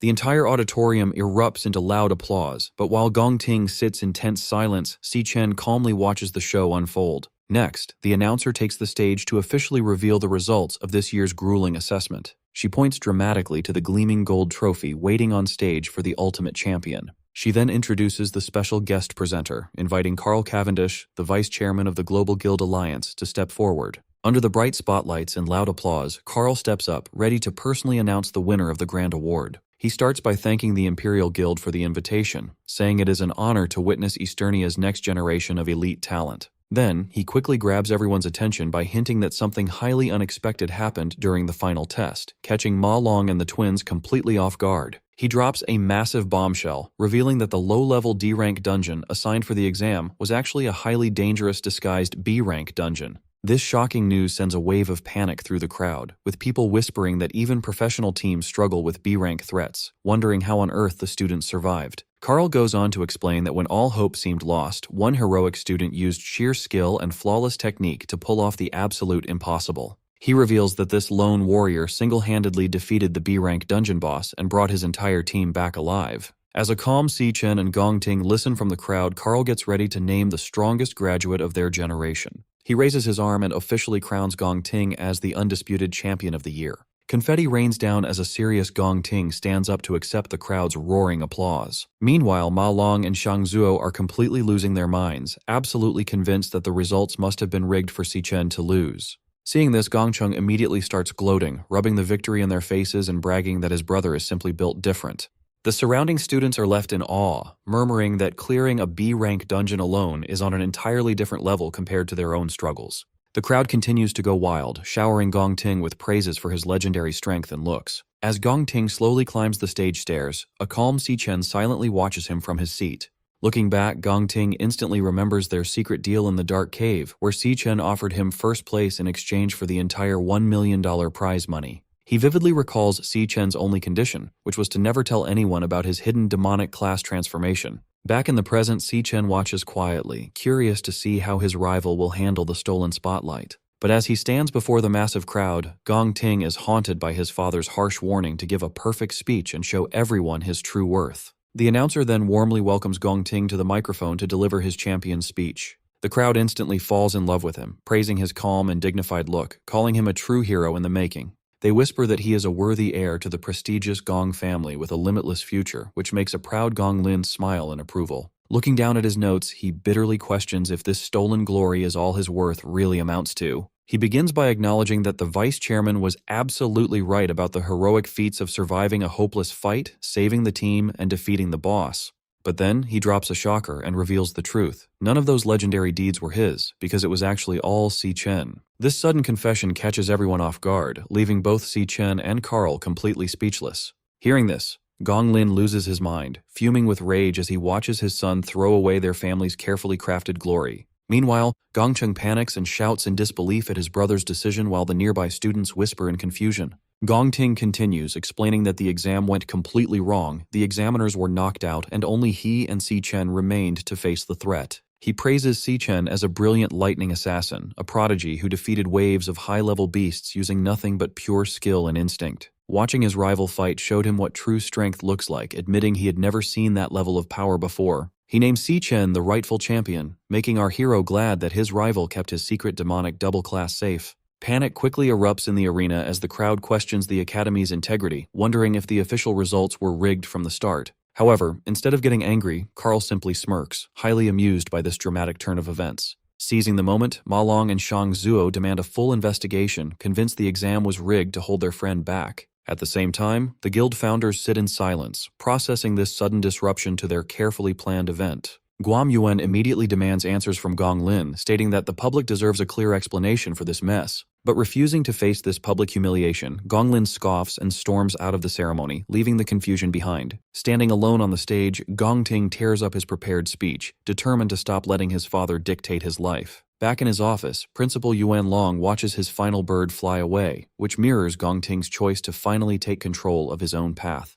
Watching the bird soar freely, the principal smiles, happy that his student has finally found his own direction. Gong Ting then concedes this round to Si Chen with a competitive smirk, promising that next time he will be the one on top. To understand what happens next, we learn that the global network of thousands of guilds is divided into 5 tiers, from peak down to standard. While peak guilds are the absolute best, elite guilds are the realistic limit for strong awakeners, with only 12 existing globally, including the Imperial Guild. Over on the recruitment floor, standard graduates are practically begging recruiters to take a look at their resumes. Unfortunately, the Divine Eye Guild immediately shuts them down, saying they aren't hiring support classes this year and telling them to leave. In this tough job market, average graduates struggle to get a single offer, but everything changes if you get invited to an elite guild. Soon after, the Imperial Guild's HR manager, Charlson, hands an employment certificate to Ma Long, welcoming him to their prestigious ranks. The twins, Xiangzhou and Xiangyu, celebrate their spots in the research division, while a terrified Ma Long panics over his assignment to the combat unit. Stepping inside the massive headquarters, the group can barely contain their excitement about joining one of the 12 elite guilds in the world. Nearby, other classmates watch in bitter regret, kicking themselves for refusing to join Si Chen's squad when they had the chance.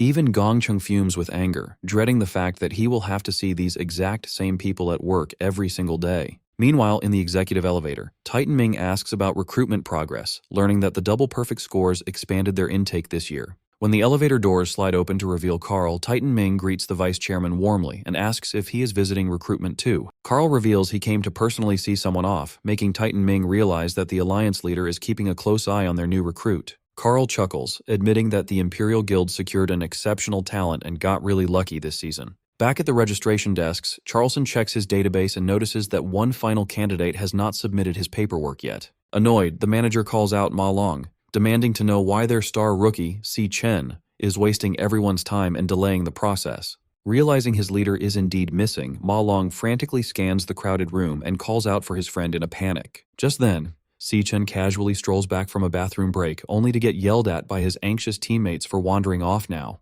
Seeing this delay, Charlson grumbles about the arrogance of rookies who already think they can play hard to get. The recruiter reminds the young graduate that even the top scorer must follow the rules, urging him to hurry up and sign with them. With zero hesitation, Si Chen calmly announces that he has no intention of joining the Imperial Guild, sending his teammates into a total panic. This sudden rejection sends shockwaves through the room, leaving his arrogant classmate Gongcheng completely speechless. The rest of the hall erupts in whispers as everyone wonders why any sane awakener would reject this offer, surprising even the top guild leaders. Slamming his desk in fury, Charlson yells that they prepared a prestigious senior position for him, an opportunity veterans would die for. However, Si Chen reminds the manager that he never actually agreed to join, leaving the recruiter fuming and demanding to know why he is here. Seeing the commotion, Carl Cavendish steps forward, finding the timing absolutely perfect as the crowd recognizes the legendary leader. The surrounding graduates quickly bow, wondering what could bring the World Alliance's vice chairman all the way to a registration hall. Carl goes straight to Si-chen, offering him an alternative to the Imperial Guild and asking if he wants to move to Sanhaven with him. He even offers to personally nominate Si-chen for the Ember Star Knights, shocking both Gongting and Titan Ming. Instantly, the hall erupts in whispers at the mention of the Ember Star Knights, a name usually reserved for major global headlines. The graduates whisper that there are only 6 peak guilds globally, rumored to have enough power to level an entire nation if they wanted to. On top of that, these god-tier groups never recruit publicly, relying solely on private invitations and personal referrals. Yet, unmoved by this amazing offer, Si-chen politely declines, explaining he is actually there to recruit teammates for his own organization. Hearing this, Ma Long and the twins freeze in shock, realizing their friend has somehow already founded his own group. Snatching his card away, Charleston mocks the idea of a rookie running a startup, reading the name Black Raven Guild aloud with a sneer. He yells that registering a new guild is strictly restricted, expensive, and requires a formal referral that a rookie graduate could never get anyway. The manager scoffs, demanding to know how a kid fresh out of school with zero backing could have possibly pulled off such a feat. However, the reception desk quickly chimes in, confirming that the database lists the Black Raven Guild as a legitimate organization, freezing Charleston in shock. The database confirms the guild was registered on May 18th, approved on June 18th, and lists Si-chen as its legal representative. Hearing the registration date, Gongting does some quick math in his head and is taken aback by the timeline. He realizes that Si-chen was already setting up his own organization a full month before their final graduation exam even started. Suddenly, everything clicks. Si-chen only cared about winning the prize money to fund his startup, not because he wanted the glory of first place. From the very beginning, the Imperial Guild was never on Si-chen's radar, as his focus was entirely on launching his own group. Looking at the calm graduate, the recruiters realize that Si-chen never sought their approval, as he operates on a completely different level. Carl chuckles to himself, noting that Si-chen and his sister really are cut from the same cloth, sharing a fiercely independent streak. Si-chen then reminds everyone that a guild needs at least 2 members to run dungeons, pointing out his group currently only has him. Turning straight to his rival, Si-chen holds out a recruitment card and invites Gongting to be his very first member in the Black Raven Guild. Just a week before graduation, Si-chen met with Qing-Zhi at the Mithril Exchange to share 2 important updates. First, he asked for a 1-week extension on his debt because tying for first place in his exams meant he missed out on the full cash prize, leaving him 500,000 short. However, this money problem was nothing compared to his second update, which was much more serious. He revealed that he had actually traveled back in time from 10 years in the future, explaining that a group of powerful demon kings would eventually destroy the world, leaving him as the only surviving hero.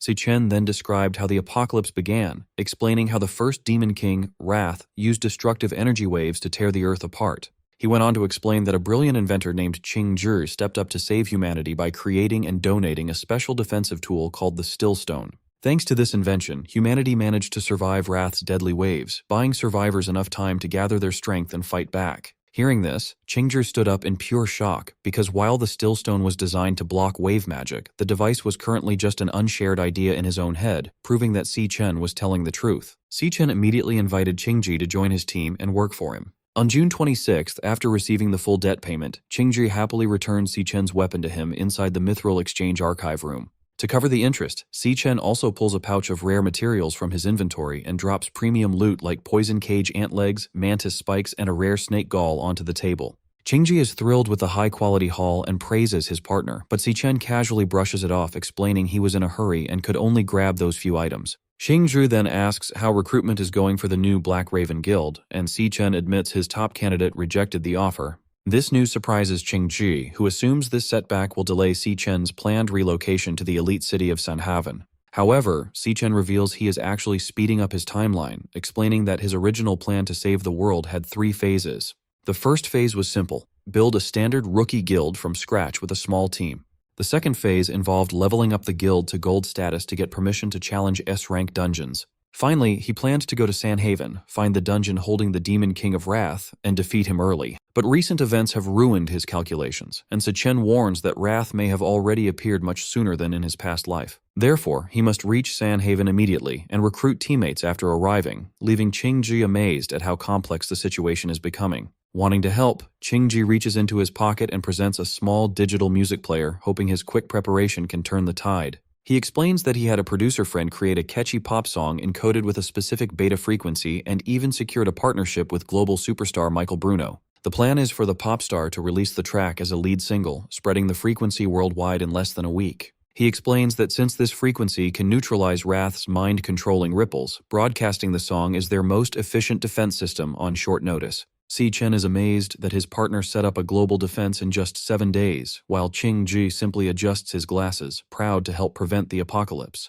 Before Si Chen can even process this massive achievement, Qing Ji reveals yet another surprise. Using his storage ring, Qing Ji projects a custom smartwatch onto Si Chen's wrist, explaining he built it to track S-rank threats and their past locations. He proudly explains that this unique prototype will be the ultimate tool for hunting down Wrath before the invasion begins. Si Chen is surprised that the radar outperforms his own system, realizing his new partner is a genius who built a revolutionary tracking device in 1 week. Qing Ji admits he wishes he had the combat power of an awakener to fight on the battlefield directly. Si Chen quickly reassures him, saying his technological help is already invaluable and promising to handle the combat himself. Still, Si Chen remains on high alert, knowing Wrath is just the vanguard of the invasion, and resolves to gather more intel on the Demon King. Later that evening, inside a rainy hospital, the spoiled heir Jin Duoxin is locked in a padded cell as a drooling mess from Si Chen's hypnosis, while his furious father, Ronald Jin, watches. The angry old man demands to know who dared to break his family's pride and ruin his son.